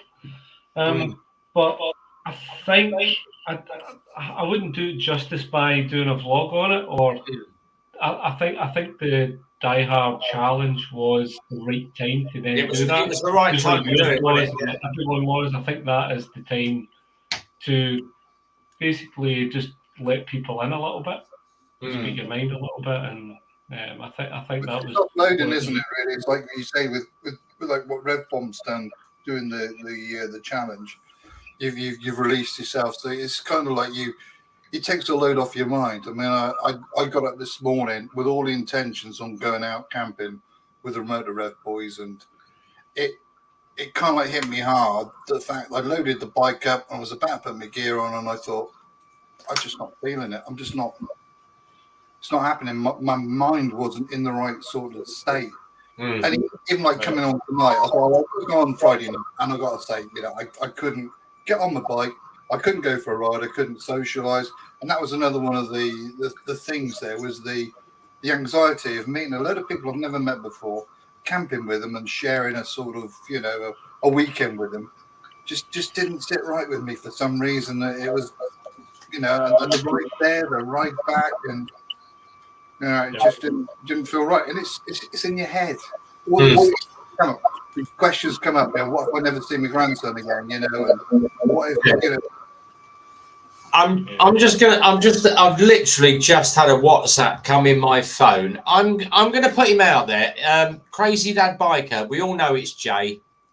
He hangs out with Boo Rider and MT Tank. He's literally just messaged me. Jay, I hope you don't mind me reading this out, mate. He obviously knows that I do have issues. And he's just said, Rev, on a serious note, my phone is always on, my door will always be open, and my rubber is always turning. Jay, thank you so much, mate. Really appreciate that. Yeah. Can I just say as well, when I put that video last week, the amount of positive comments I got, and even on the stream last Friday, I couldn't get on last Friday, not because I didn't want to, just because I couldn't. But as soon as I just put a comment in, the amount of people that were flooding in, just basically offering support, and if you need someone to speak to, and it's great. Yeah, I had some guy message me today on the YouTube, and he said, "Oh, have you got your number? Can I chat with you?" And I went, "I don't normally give out my private number, but if you want to message me, obviously if it's too much, then I'm going to block you." And he went, "No, I just need to chat." And he said, "Obviously, I'm ex-forces, military. How did you cope? How did you cope with the issues that you had in the 80s?" you know, do you mind if I personally, and I've been chatting with him backwards and forwards. It's been going on all day. I think I've had about 10 messages from him now. Now, obviously, if everybody remembers 1982, what went on between England and a certain country overseas. Oh, Argentina. Yeah. Falklands. I wanted to find a direction in life. 16, I went into farming, and I did about 6 months on a farm. Didn't like it. Milking at 4 a.m, playing with too many nipples and udders. And and my mate said, he said, I'm in the Green Jackets. Go and join the army. I went down, Army Careers Office. Now, back then, you could join at 16 without anyone's permission. I think it's 18 now that you can join. You have to have your parents' permission under that. But I went and signed up to the army, and I said to him, I want to do a career in the army. But my mate said, this is like the bollocks to do. All right, sign here. Blah, blah, blah. And I went home to my mum and went, I've joined the army. What do you mean you've joined the army? She went down the Army Careers Office. Nope, sorry, he signed the papers. If he comes out of it now, we're gonna come after him. And I went and joined the army. Did me training. Did me 6 weeks training like you normally do. Was that the careers office next to Greenways Cafe? That's it. The careers office at the Greenways Cafe, Simon. You know it. And I went off and did 2 years in the army. Now, the only thing was, when I joined up, I did my 6 weeks training, and the Falklands War kicked in. It was only 10 weeks of the Falklands War. And they said to me, what are you good at? And I went, I'm good at map planning. I'm good at doing point-to-point. What do you like at electronics? I'm bloody good at electronics. All right, we're going to put you into the Royal Signals. Now, if you know Shelley's other half, Steph, who rides, Steph is Royal Signals as well. We ended up in a place called Blandford in Dorset, which is where the main signals base is. Did my training down there. We got shipped straight out to the Falklands to put the communications towers in and do the point-to-point logistics. So we ended up going in 3 weeks before it finished. And we literally got into Falklands when all the shit kicked off with the boats getting bombed, and obviously Simon Western and everything that went on. But because I was good on guns, I got trained up on snipers. And they went, oh, blah, blah, blah. I come back with my gun and it had got 50 kills on it. And they went, Jesus Christ, you got 50 kills in the Falklands? No. I actually shot 50 penguins because the only thing that you could target practice on was the penguins on the bloody beach with 50 cows. But I saw a lot of stuff that had come off the boats with people burnt, with people blowing their arms off, people with their limbs missing, that turned me backwards. And it's not the stuff that you see at sort of 17, 18 that a young lad should be seeing. And it was, the thing was, it was stiff British upper lip. If you cried when you were in the army, you got, back in the 80s, you got taken out the back and you got what was called a beasting. You got the crap kicked out of you until you learned to control your emotions and bottle it up inside. And obviously that brings on what they call now is PTSD. Back then it was called being a puff, being an Nancy. You wasn't allowed to show your emotions back in the 80s. And obviously doing my video yesterday brought it all to the front, and it just opened everything up. So it does though. It does, yeah. I don't, you probably find that when you started that vlog, you didn't, where it ended up, probably you didn't know in your head that's where it was going. You probably find that as you were going through I lost it. I was all right talking about it until the point where I started talking about my granddad. Yeah. And then you can hear it in my voice. Because Phil said to me, "You sound choked there, mate." And I went, "Yeah." I said, "It's the same." And I hope you don't mention me mind. I hope you don't mind me mentioning. I said it's the same as Lockwood, where he mentions about his boy. I said, you know what it hit me actually. I was fine. I mean, I went to Largs. I had some chips and curry, and then I went and seen the boat coming in. Yeah, which would be the video that you seen yesterday, and it hit me when I get home. Crazy when I Dad. got home, He's just I said it there. reflected It's on what what I they call spoke about. And, yeah. Yeah. Shut up and toughen up. Yeah, exactly. Yeah.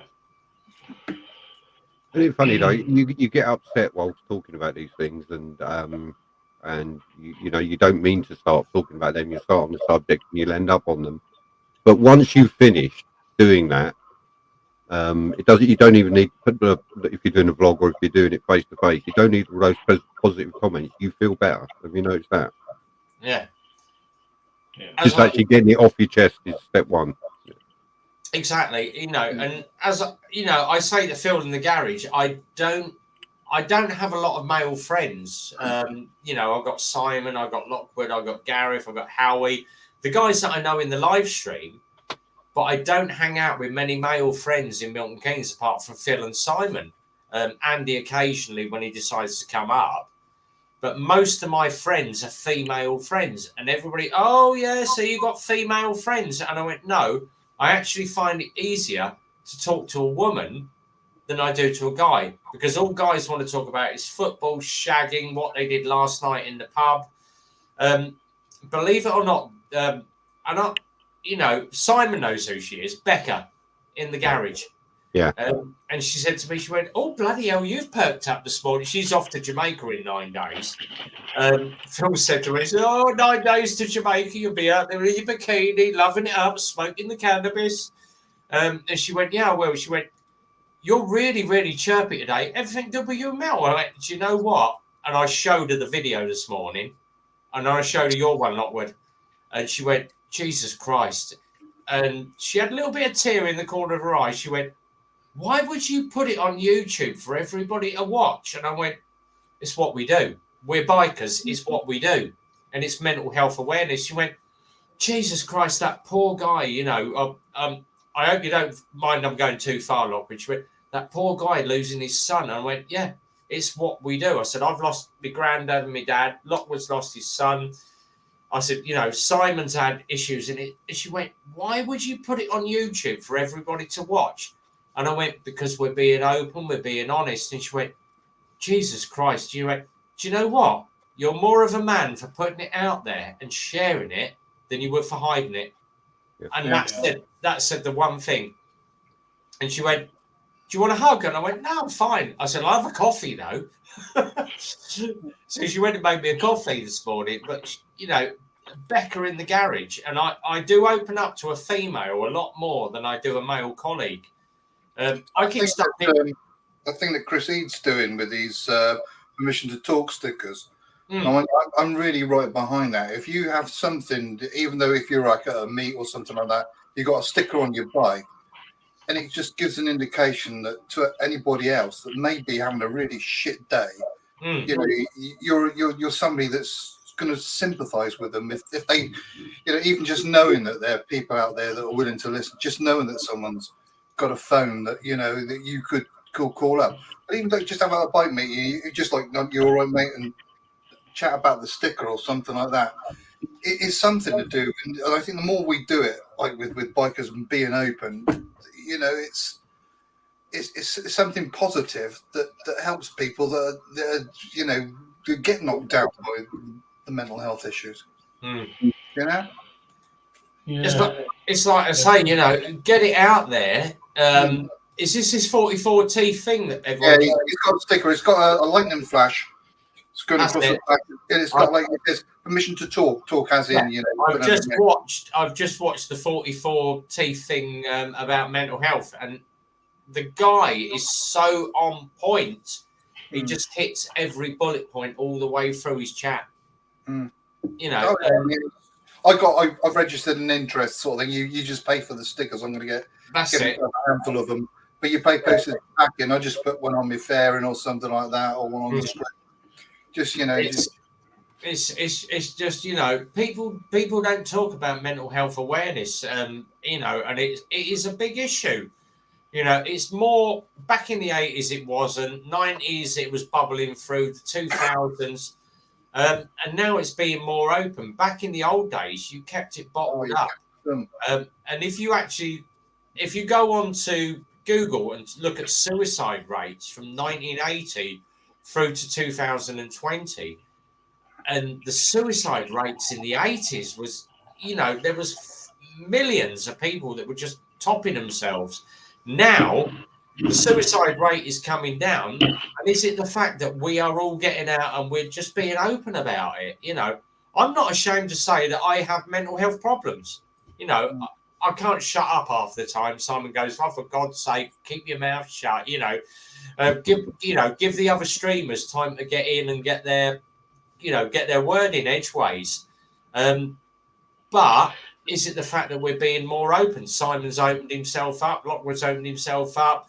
John Diane McLean did. Carl's done it. We've all been out there and banged stuff out. Yep. Yeah. No, I think it is good to talk, without a doubt. As Bob Austin said, we talk about the whole awareness thing. Oh, we're on the BT adverts now, are we? Yeah, good to talk. It's good to talk, I think it's also being aware that you need to mention. Simon just said, I'm at the stage of giving up, apply for jobs, and he asked, why did I stop working in May 20? Embarrassed. It's no need to be embarrassed, Simon. I've known Phil since 16, 17. We hung around as bikers together. We knew it. We weren't friends, but we knew of each other. And obviously, I took as I said, I took my vans when I had my disco off to Phil's garage, because Phil is a good garage. He's honest. Phil doesn't pull no punches. He doesn't deal with idiots. And I took my vans to him, and oh, you lost your job. Do you want a job with me? Yeah. I don't mind doing a bit of. And I was just odd job man. I built him a lean-to. I built him a showroom to put his bikes in. I answered a couple of phone calls. And then he said to me, do you want a full-time job? Bikes was my passion.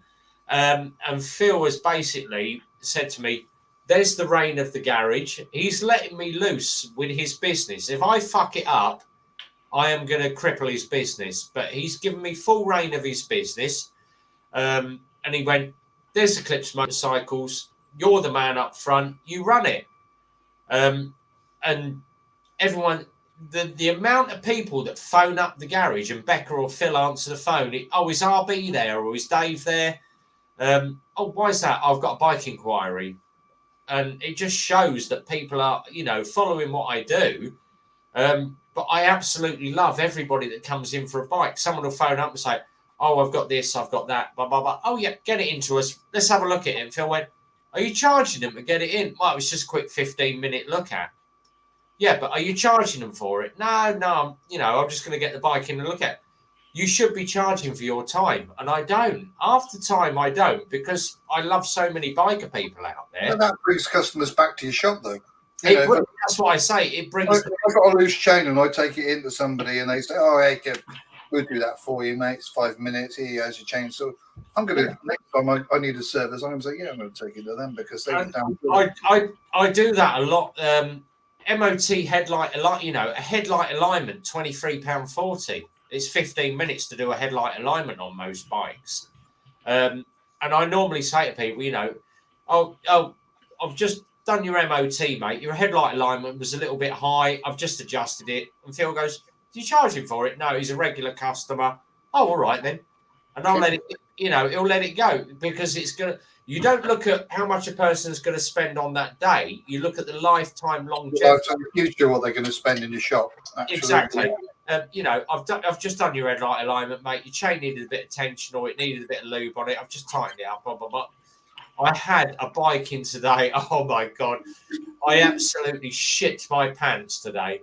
Guy come in for an MOT, Ducati Panigale V4, 20 grand bike. And he brought it in for the MOT, went over it. And I said to Phil, I need a lift on, because obviously I have to check the headstock on the front. Can you lift this bike up? And he was like, oh, done it all. I went, all singing, all dancing, mate. Yeah, blah, blah, blah, blah. Here's your MOT. When was your last service? I have it serviced by Ducati. All right. How much how much they charge you for just an oil change on it? £184. fucking oil change. And I went, what? I said, it's got 4.5 litres of oil in it. It's Motul 7100. We could probably do that for probably about 120 quid just for a straight oil and filter change. And he went, you serious? And I went, yeah. Oh, no, but Ducati have told me it has to go back to their dealership every time for servicing. Otherwise, the warranty is invalid. I went, they're actually talking bullshit here. There is a thing called block exemption servicing where you can go to any dealer, whether it's a Honda garage or, just Joe Bloggs in the corner that's got a bike garage, have your service done and it doesn't affect your warranty as long as it's a VAT registered garage. And he went, well, it's not according to Ducati. No, you can have it serviced with us. Oh, I'll book it in 6 months' time. I'll give you a call. And it's because all these dealers are like, no, it's got to come back. It's got to be a genuine Honda. No, it doesn't. It has to be block exemption service, and you can go to any bike dealer and have your oil and filter changed. Yeah, as long as it's a dealer and you get a stamp in your boot. As long as you get a stamp in your book, yeah. And as I say, yeah, you can smell it here. It's bullshit. All these big dealers are going, you can get. It's got to come back to us. No, it's a load of crap. I'll tell you what, love, Tim, what about the fault? I'll tell you what, we did. I'll give you a quick one before you go, Curious. We did, because obviously I was a DJ, I used to do a lot of what were they called the NAFI bases. So we used to go out and do discos at the NAFI bases. We did a show with Jim Davidson it was Sandringham Barracks in London. The Queen's thing. And Jim Davidson said to me, I said, I'm down to do the disco. And he went, all right. I said, where do I pull up? He said, when you come through Sandringham, there's a big car park on the right-hand side. Park on that. And I went, oh, brilliant. Come through the gates, and they do the mirrors under your van. They have all your gear out the back. What you got? Disco gear, blah, blah, blah, all through your boxes. Do you know where to go? And I went, yeah, car park. And he went, off you go, mate. And I pulled up on this car park. It wasn't the car park. It was the parade ground. RSM come out. What are you doing parked on my fucking butt? Jim Davison told me to park it. Well, knock off over there. That's the car park. Went to set my gear up. And we done all the bits and pieces. And put all the disco up. I literally had 10 minutes disco to do between the two acts. So I turned up, got me double decks. That was all I needed. PA was there. Sound guy come out and he went, DJ, can you do a quick 1 2? And I've got my mic. 1 2 1 2 3. Testing 1 2. Play a bit of music. Blah, blah, blah. Thanks very much, mate. You're all done. Jim's like, we off to the NAFI for it? Oh, we'll go down to Sergeant's Mess. Let's have a couple of shots. Let's go and get some. Let's go and have a bit of scotch, mate. All right. You got the first act to come on. And I went, all right. On comes this RSM, and we're all suited and booted. RSM walks up from Sandringham, and he went, Jim, who are you? And I went, DJ, name's Dave. Nice to meet you, sir. Pleasure to meet you. Okay. Who's this bloody singer we've got on? And Jim's turned around and went, it's Will Young, sir. Who? Will Young. Who the fuck's he? And he went, he was the winner of the X Factor. Jim's gone, it's the winner of the X Factor, RSM. Oh, okay. Yeah. Oh, help me out, Phil. You must, OEM parts as well. Yeah, so if you're doing block exemption servicing, it's got to be OEM parts as well. So, yeah. But any dealer can do block exemption servicing, original equipment manufacture parts. So, Simon, Clips Autos, one stop, Eclipse Car Sales, top man, yeah, 01908 643 603. Should you require MOTs, motorcycle MOTs, car MOTs, servicing on cars and motorcycles. If I show this again, do I get half a Rev's pizza? Yeah, look. 01908 643 603. So, so RSM's gone on. Will Young's walked on stage and he just won the X Factor. He was like, put his music on. Think I better leave right now. Can't hear my monitors. Monitors. Finished his song, and the RSM turned to Jim Davidson. He went, who was that? And he went, Will Young, sir. And he went, what did he win? X Factor, sir. cunt. We went down the Naffy. We had a wonderful time. But Jim was an absolute godsend, and Jim still does a lot for the forces. He still does his benefit concerts. He still does all his charity stuff. But Jim is an outright guy. Absolutely love the bloke. And I still follow his channel, jimdavidsonTV.co.uk. You can go and join up for that. Quick one there. The clips one stop. Yeah, there we go. I have the same problem. Nobody contacts me. Only one of my uncles rings me. It's just one of those things, unfortunately. Oh, there we go. Stevie, you came out to... Yeah, I tell you what. Did you... Stevie will remember this then, when he went out to Iraq. Oh God, what was it? He's talking about the I think what do they call them in the plane? The crabs. And he said they were coming into Iraq. He said, because Jim said to me, he said, while we were flying into Iraq, he said, I got Catherine Jenkins, because Catherine Jenkins was out to sing some opera for the forces. He said the plane come under the fire. So, the old aerial bombardment. And he said, if the plane goes down, he said, I'm shagging Catherine Jenkins before we land. Typical Jim Davison. Yeah, but the only I've got to see most of them were getting shot at. Exactly. Yeah, that's the one, Stevie. Yeah. He said, Catherine Jenkins, if that plane goes down, he said, I'm shagging her in the back of the plane. And if you knew what, Stevie will know what I'm on about, the C-130s, when we had the transport planes that went into the Falklands, and everyone said, what's a C-130? It's like a Pickford van with wings on it. You could get so much into one of those C-130s. Optepic, I know it, Optepic 7, yeah. The Hercs, yeah, that's the one, buddy. Yeah, bloody old transport planes. We had it in the Falklands when we did all the logistics on it. We put the comm towers up, and they was great fun. Hours of work hours on the fleet, yeah, brilliant. And obviously off the back of that show, when we had Will Young there, they invited all the old ex-RAF Army and Navy people down. We stood in the bar afterwards, and Jim said to me, he said, oh, did you ever serve? And I went, yeah, bloody old time. Long time ago, we were in Signals. And he went, oh, brilliant. He said, what reg? And I told him the reg, and he went, oh, bloody hell. He said, I remember those. You boys were down at, the port down there. I went, yeah. I said, we were down at Goose Green putting the towers up. Simon Weston walked across, and Jim went, oh, bloody hell. There's Simon Weston. I went, oh, bloody hell, I remember Simon Weston. Simon Weston walked up to Jim Davidson. He went, Simon, we were just talking about you. I bet your bloody ears were burning. And if you remember who Simon Weston was, obviously you know the reason why his ears were burning, because he was one of the guys that had his face burnt off, obviously on the boat. But he took it all in cheek. He saw it as a tongue in cheek. He went, Jim, you bastard, shut up. And obviously Jeffro did the same thing. Yeah. Jeffro's widow has cleared his house out and moved. Oh, really? Jeffro was great. I used to love old Jeffro. C-130 and workhorses of the military. Exactly. Yeah, great fun.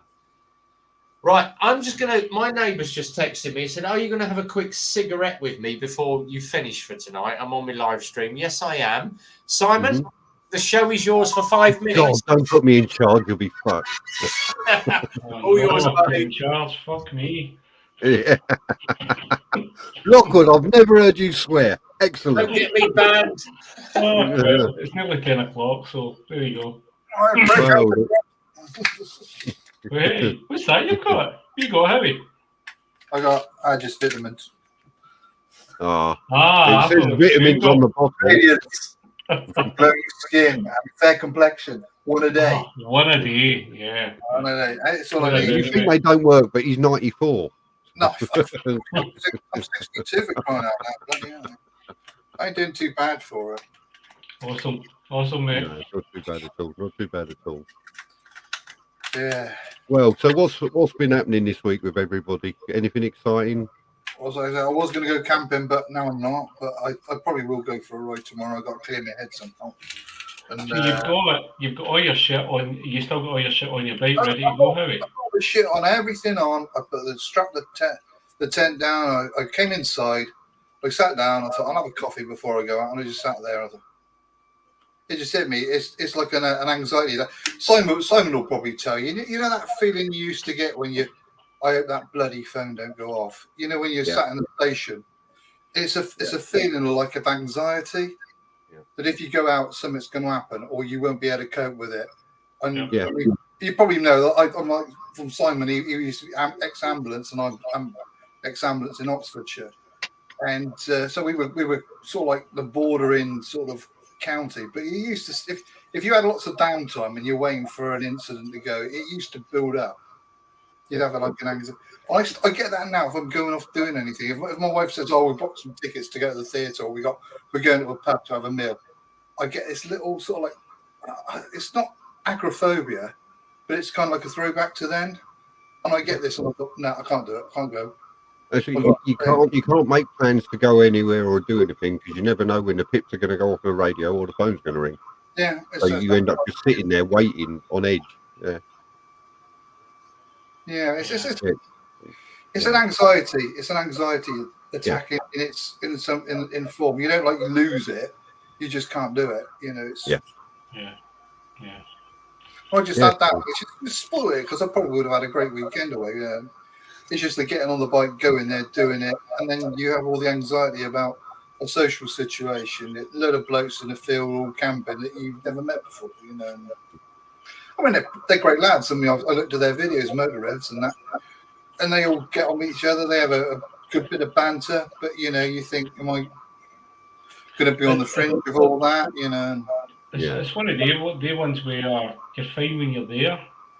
You know, once you're there and you're in that environment, I think then you kind of know where you are. Yeah. But maybe you just like being where you are. You know, it might be that it's more appealing for you to not be in there. You know, maybe you feel happier sitting having your coffee and not going out. You know, and once you're there, you're fine if you're forced into that situation. But if you choose whether you want to be there or not. I'm fine with that. I don't know exactly where you're coming from on that. Yeah, I get it when I go anywhere new. If I've got to go for even now, I've got to go for work. I've got to go to a new office or a new building or a new summit somewhere. I get a hell of a lot of anxiety about, am I going to be able to park when I get there, and where am I going to be able to find the place? And I get to the point like looking on Google Earth, looking at the car park, finding the landmarks. How am I going to get there? Do I turn right here? Oh God, if I have to leave my bike there, especially if I go away and I'm staying at a travel lodge, I look at the travel lodge bloody car park and look for places in the car park where I can leave the bike where it's outside. And it's you kind of have that worry.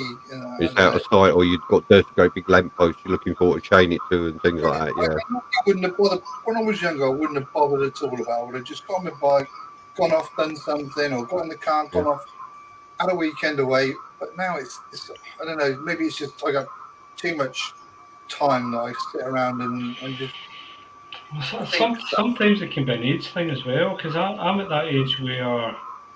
I mean, I've worked in IT most of my life, and you have a lot of challenging situations. And I would say 5 years ago, I would be up for it, and I would relish it. Whereas now, I think I'm at that age where I just can't be fucked. You know, I just can't be bothered. You know, I just want to relax and not have to be up to the challenge and be raring to go. I just want to be able to just do my own thing. I really started getting bad about 10 years ago, I think it was. I had one of my darkest things, the situation that I've ever been into. And I ended up with therapy. It was over the phone therapy, so CBT, cognitive behavioural therapy. It was talking to this guy. And one of the things that really astounded me was he said, I told him everything I'd seen, literally everything I've ever seen, everything I've ever dealt with, everything I've ever done.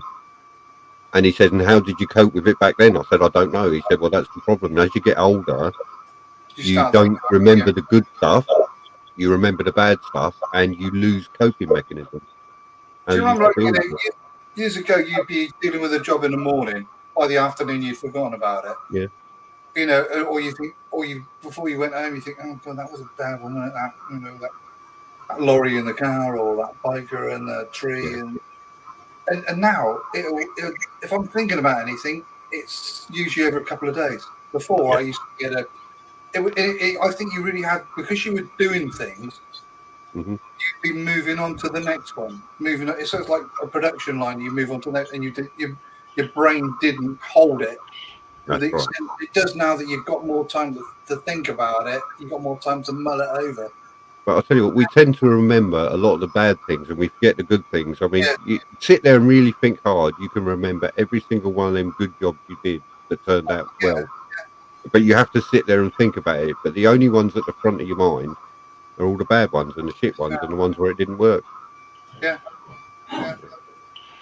It's a hard one. I've never been through it. I mean, I've never seen anything like that. I can't imagine what it would be like going to a situation in a car crash or whatever and seeing something really bad like that.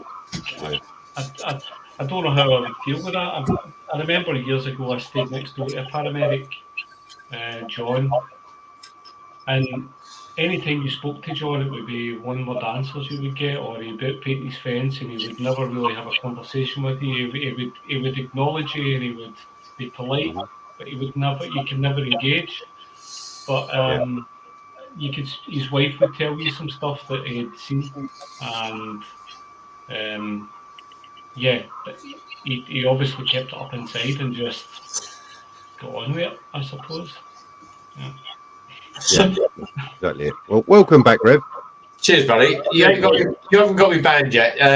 Actually, we was quite sensible. I was quite shocked at that.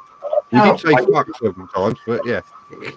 Ali's back soon. What happens is four will start becoming your world, and it going out just does not appeal yet. Ali's back next Wednesday. That'd be good. The band is all you recall. It is very, very. Yeah, it comes back everything comes back to haunt you. Really does. Yeah. But yeah, it's right, and it's amazing the triggers that trigger these things off. It can be a smell. You can on the way to work the other morning, Tuesday after bank holiday, there was that big accident on the M1 that shut it all day, and the carnage and the bits of car and everything everywhere. Obviously, everybody been cleared off by the time I went past, but you know, it just going about your everyday business, and I was just on my way to work, and you know, you see something like that, and it can really take you back. Yeah. And you have to. It sounds like I'm being funny, but I'm not. You have to find your happy place. Yeah. That one in your head where you're singing and dancing.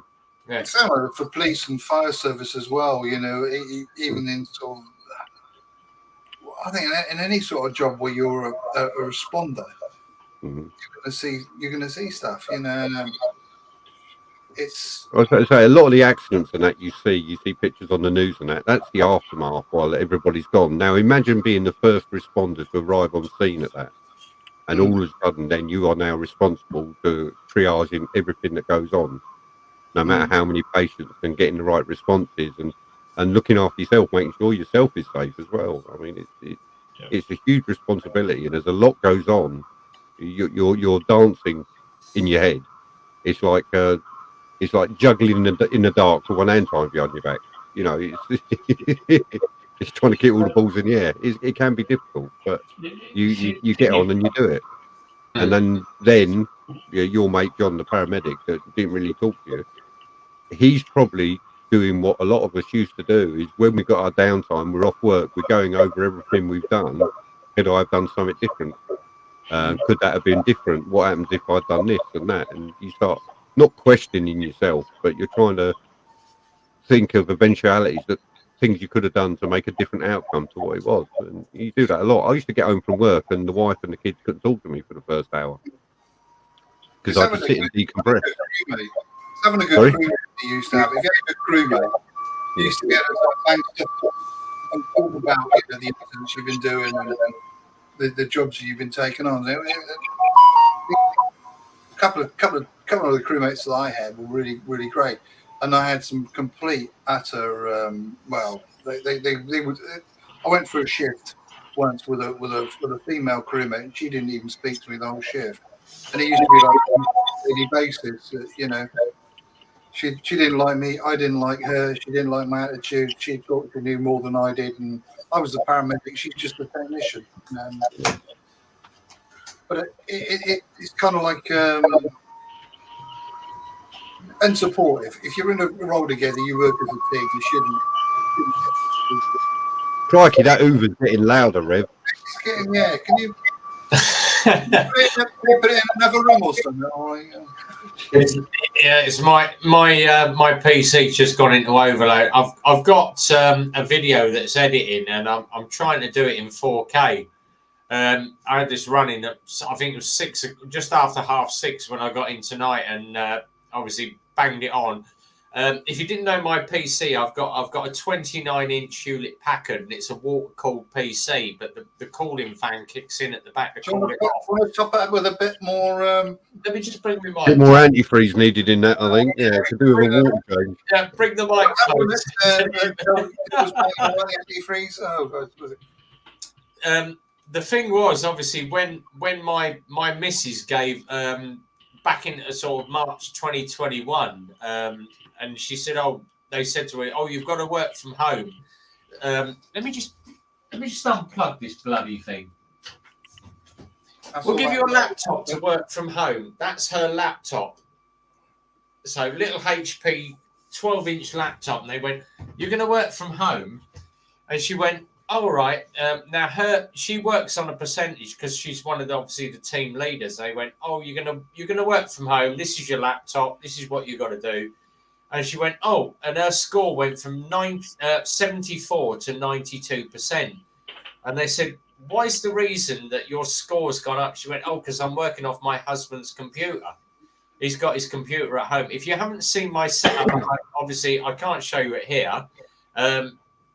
But I've got my big screen. I've got another one here. I've got another screen here. I've got 6 screens around this PC. They're all 24-inch.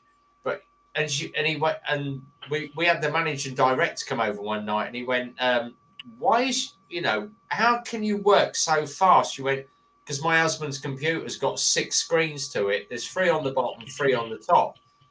Why is the reason that? It's because he does a lot of moto vlogging, but he's got a water-cooled PC. Mine's a 29-inch Hewlett Packard. It's got the Pentium 5 chip in it, and it's a water-cooled machine. And then I've got, obviously, my other screens that I drag off to the side, so I can do my stream on here, my YouTube up here, other stuff where I can put my photos and my bits and pieces. When I had the headset or I had the mic on it, it was even worse, wasn't it, Simon? You could hear this thing whirring away, and I used to wear a headset. And obviously, Simon said to me, "You want to get one of these little stupid mics with the cover that it makes it a little bit easier?" Yeah, one of those, Simon. But obviously, I do a lot of editing. I do a lot of YouTube. I've got my emails open. I've got bits and pieces open everywhere. But her score increased to 22%. I'm on not a lot of money at the garage. I do it for the love. I don't do it for the money. I do it because I enjoy what I do at the garage. And I'm not happy. I'm quite happy to say she's on 42 grand a year because she works from home 3 days a week.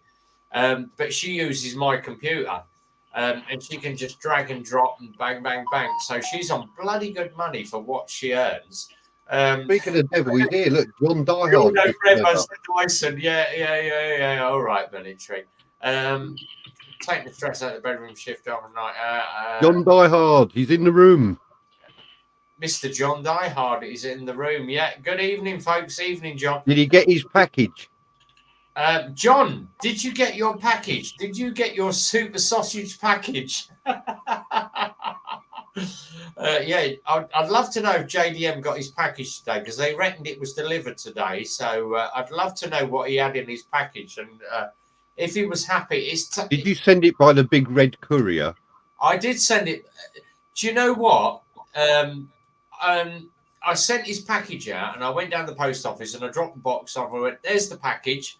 I want to send it to, obviously, tracked mail, make sure that it arrives at his address." "Yeah, we can deliver that. If you want it normal postage, it's £7.68. If you want it tracked, it's going to cost you 18 quid. And I went, what? £18 to send a poxy parcel to Scotland. I went, it's only going to the other end of the fucking UK. And he went, yeah, but it's tracked mail, mate. If you want it sent there, it's going to cost you this X amount of pounds. And I went, do you know what? Fuck it, I'll pay it. So, yeah. Was it special delivery or track 24?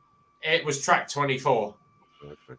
Yeah, so I paid a little bit. I'm quite happy to bang a bit of extra postage to make sure that John got his package. So I'd love to know if he received his package.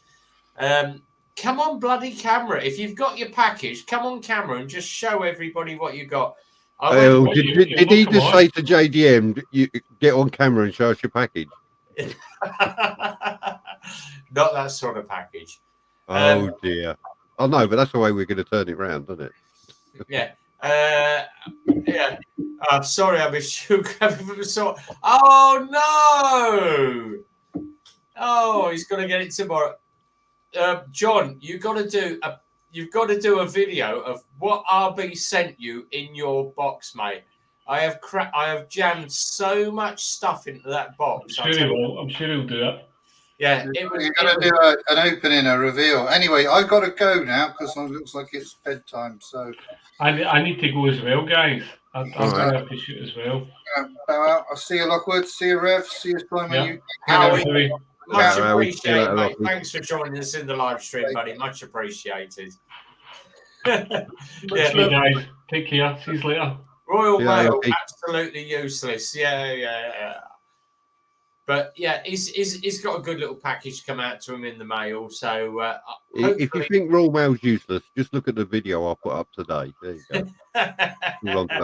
I shall go and watch that one in a minute, Simon. Obviously, coming up at 10 o'clock, is it worth you doing an after show special? I think everybody's buggered off now, aren't they? Everybody's buggered off, haven't they? I think there'll only be empty tank coming back later. Unless empty belly, you want to jump on a live stream later or in a minute?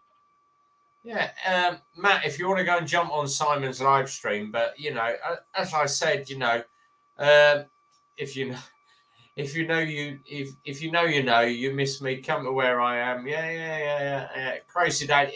Oh, Jay might join you, so it might be worth you doing an extra little bit, Simon. Yeah, I'm gonna set one up now. Give me a minute. All right, yeah, that's fine. Yeah, I'm just gonna put the big thanks out there. I can move my mic back now while this thing is fucking whirring away. If you knew how much bloody videos used when you're trying to edit in 4K and you're trying to render the bloody thing, this thing is going nuts at the moment. I'm using 97% processor power while I'm live streaming and trying to edit a video at the moment. So hence why the water cooling in the back of this poxy computer is going nuts. But Simon Brackett is just my mistake. No, Simon, you didn't at all, mate. You didn't at all. No, you're quite welcome to come in and just share your concerns. Stevie, thanks very much for dropping in, mate. Much appreciated. As I do say, everybody that drops in and out of this channel on a Friday night live stream, watches our stuff, it is really, even if you're watching for just 20 seconds, Phil's still there as well. Thanks, Phil. Everybody that comes in on my stream and just shares stuff, it's just good to be open. And as I said to Phil tonight, I showed him my video tonight, and I'm going to open myself up. I'm just going to say, I tend to keep my personal life and RB. People come in the garage and they go, "Is RB here?" And I go, as soon as you enter the door, I am Dave. I am not Dave in the I'm not RB in the garage. Dave is a totally different product from Eclipse Motorcycles. If you want to go and watch my live streams, my videos, my reviews on, YouTube, Rev Bomb outside the garage. When you come into the garage, I'm just Dave. RB has brought a lot of work into the garage, but at the end of the day, when you come into the garage, I'm just Dave. I'm just me. It's just me, Phil, Becca, Keith. Keith is a bloody good mechanic. And Macaulay as well. We got our new junior in there. But I'm just me when I'm in the garage. When I'm out, it's a split personality. RB is the big thing outside the garage. Please don't mention RB when you come into the garage. It's just something that attracts people to the garage. But I've known Phil for years and years and years. I do waffle on like I normally do. Simon knows what I'm like for waffling. Never shuts up. Yeah, just shut up, as they say. Let me just have a quick look. Simon's just shared up his Friday night after party. I'm just going to drop the. I'm just going to copy this up here. So if you want to go and join Simon in the late night stream, Ali's off in Greece. Obviously, she's all over the bloody place at the moment. So she's sunning it up on the beach. Hopefully. Let me just check AXCLO. No, yeah, that is the right one. So I've just shared up Simon's stream. You can go and join in the Friday night after party. As Simon said, you know it. You know, you can't shut me up at times. Phil said to me, for God's sake, just shut up and sell the bloody bike. Stop waffling on about Rev Bomb. I tend to, you know, and I have got better and better and better, but I do enjoy what I do. Yeah, I love what I do, and you know, I've probably found it's I always say to Phil, you know, I wish I'd joined Eclipse 20 years earlier, found a direction in life and joined 20 years earlier. I love what I do, and me and Phil do you know, we do bicker like an old married couple at times. You know, we're literally like a pair of old bloody sad wives in that garage at times, me and Phil. But I love what I do. You know, there's no exceptions to it. I really have a good direction in life, and I just wish I'd found this earlier. I love every minute at Eclipse, doing what I do, doing Rev Bomb, going out and rides to Super Sausage, going out with Simon, going out with Andy, having the Rosper rides, going to Oakley Bike Club, and it's a great life now. And me opening up and showing Phil that video tonight, and Phil sat there and watched it and went, how many fucking wives have you had? Like, yeah, it's a nice. That's what I was going to mention, but yeah. Yeah. You just like cake. I do like wedding cake, mate. But you know, and Mel's met Phil's met Mel, and Mel is the one. Well, you've met Mel as well, Simon. She's the rock that's been behind me. But I don't have many male friends. I think it's like me, Phil, Glenn, Archie. You know, you, Simon, Andy, and that's about it. I've got about 5 good male friends, but I've got about 10 or 15 female friends like Shelley, you know, Bait and Biker Bird, Kate up at Super. You know Kate better than I bloody do. And then, you know, other people and bits and pieces. But, you know, yeah, 20 years ago, you were DJing and shagging birds. That was true. Very, very true. And as Jay said, that's how Rev got fat. Exactly, mate. Yeah. That's how Rev got fat. Excuse me, you've obviously not met Rev. There's more fat on the butcher's pencil than there is on him. I'll tell you what, Simon, if you go into some of the photos of me about 5 years ago, before I got with Phil, when I was DJing and just sat at a welding bench, I was 15.5 stone, double chins. And then I got into it, and obviously because I'm moving around in the garage all the time, I have lost a lot of. The missus thinks I'm looking quite trim now, so more for me at home. But I like Crumbly's comment below that. Yeah. Do any of the women get a word in edgeways? No, they bloody don't. No. Someone look at his triple chin, yeah. But I love what I do, and the Friday live streams, and obviously me getting that video out on Thursday night, Friday, has just like eased a huge weight off my. But Phil is always there, because Phil always said to me, you know, you're right. And he said to me today, he said, "Oh, you're right. You're a bit of, you know, I have." He's fucking hell, Dave's in fucking grumpy mode again. Oh, fucking customers, fucking this, fucking that. Yeah. I never eat. I don't. I literally coffee and fags. I live on coffee and fags all bloody day. But he never eats except on a Saturday when you give him his wages for 1 12-inch pizza. No, we had pizza today. I bought the pizza. Oh, you got your wages today? You paid you a day early? No. That's what we negotiated the other week. Out of my own pocket for pizza today. We all had pizza and. That's a good job I'm sitting down, isn't it? we had a great time today, but I love Port's in. Yeah, Port, how you doing, buddy? Good to see you. Yeah, we've had a good day today. You know, we've got an even better day tomorrow, banging out the bike MOTs and just cracking on at the garage. And it's a great life. I love my job. Really do love my job. In fact, he would work for free, Phil. Do you know He loves what? it that much. If I could afford it, I would work for free, mate. We was talking the other day, Simon, the lottery winner. Do you remember it? 184 million. Yeah. They were talking about it on Radio 2. Yeah, that was his bonus he paid. Yeah. Well, I am happy. The reason, Paul, is because obviously I banged out my mental health video.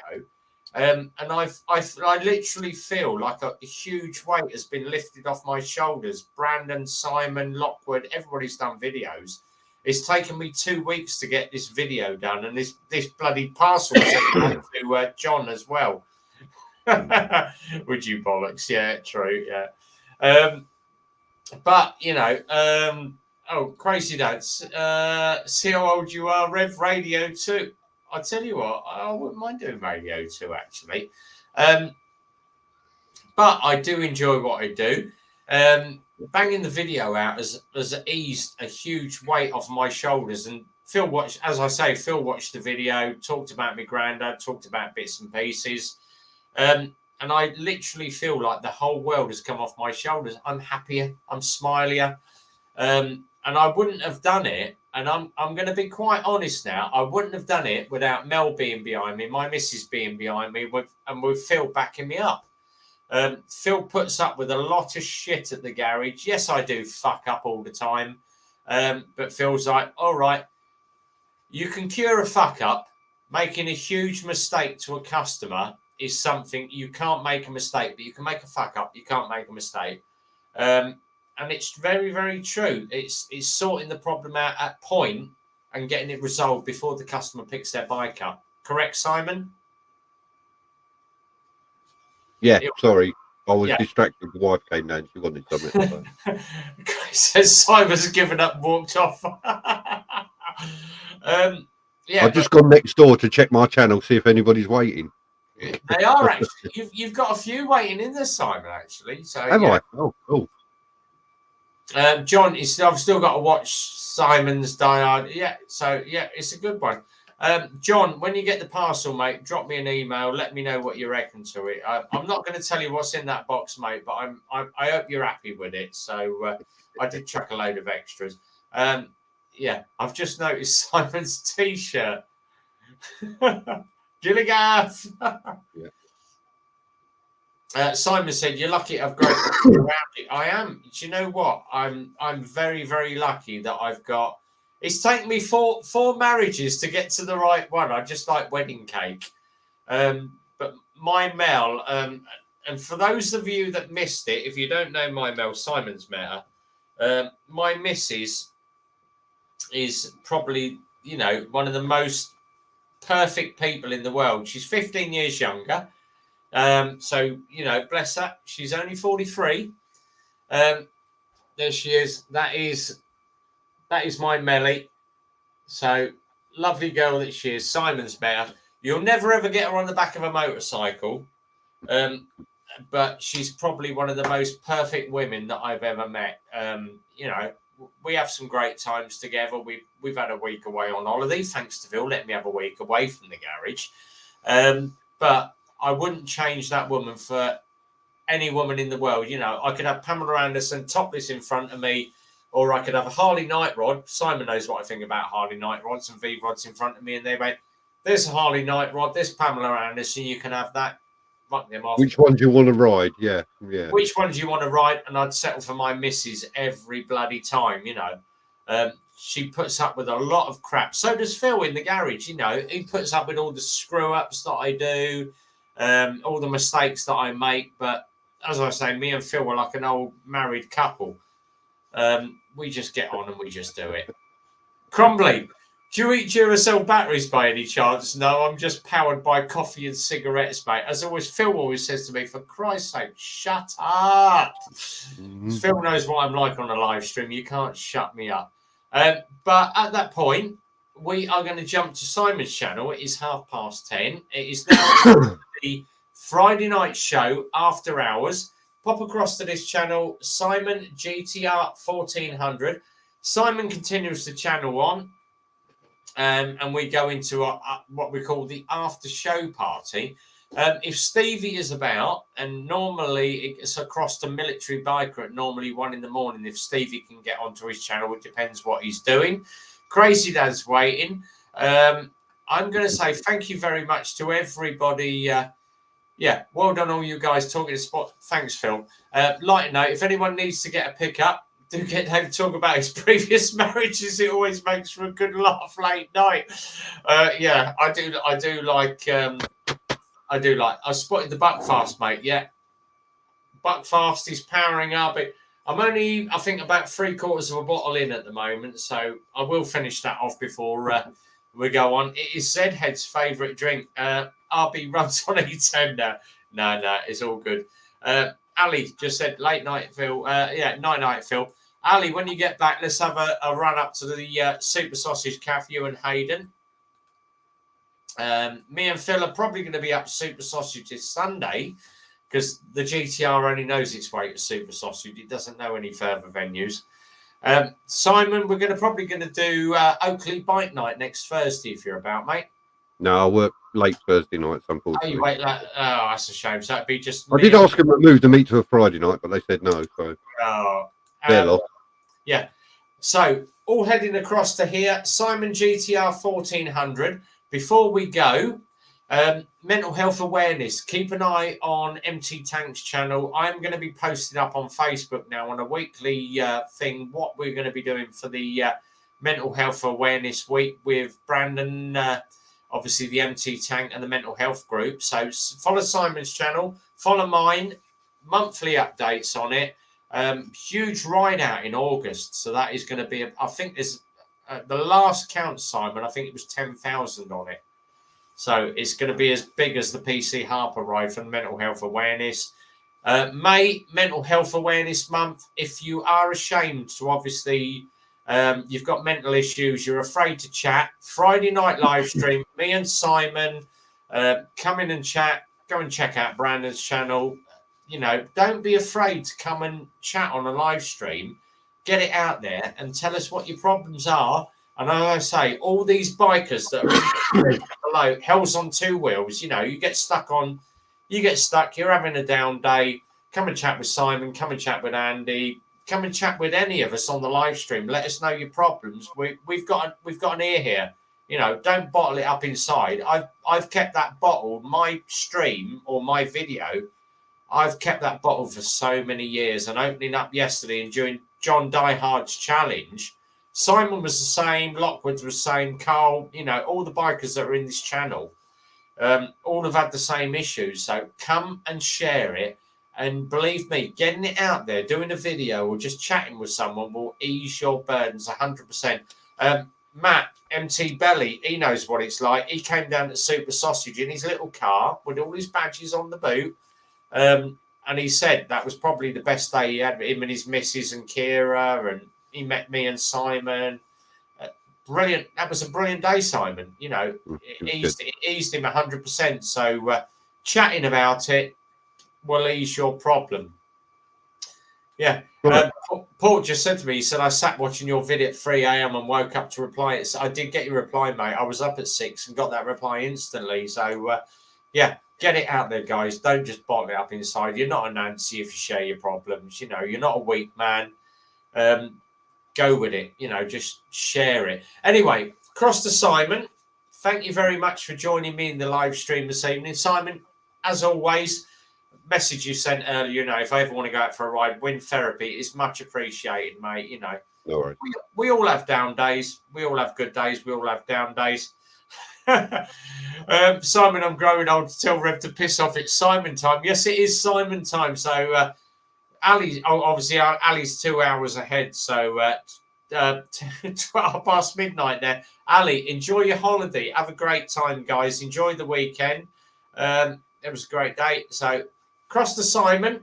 As always, if you are after a new bike, a used bike, 125 or bigger, Eclipse Motorcycles mk.co.uk is the website. If you need to obviously speak to us about a bike, 01908 643 603 Eclipse Motorcycles. Follow us on Facebook, YouTube, everywhere, or jump onto the Red Bomb channel. Crazy day. Yeah, see what I meant. I'll have a look at my phone in a second, mate. Crumbly, for the third time, we're going to try and get across the Simon Street. Ali's definitely up for a sausage. That sounds rude, but I'm going to get my excited. So across the Simon GTR 1400, we're going across now. Hopefully get you in a video port. So give us a bell, mate. Thank you, everybody. Enjoy your weekend. And in true RB style, thanks for everybody that's joined us in the stream tonight. Check out the description below. Across the Simon GTR 1400 for the live stream, the Friday night after show party. Until then, Simon, take care, buddy. Hopefully see you sometime. Right, till then, I'm not going to do his one. He can do his rubber side down and all that in his stream. But from RB, my usual one, be well, ride safe. And from RB, it's a big goodbye from me across the Simon's channel. Take care, guys. Enjoy the weekend.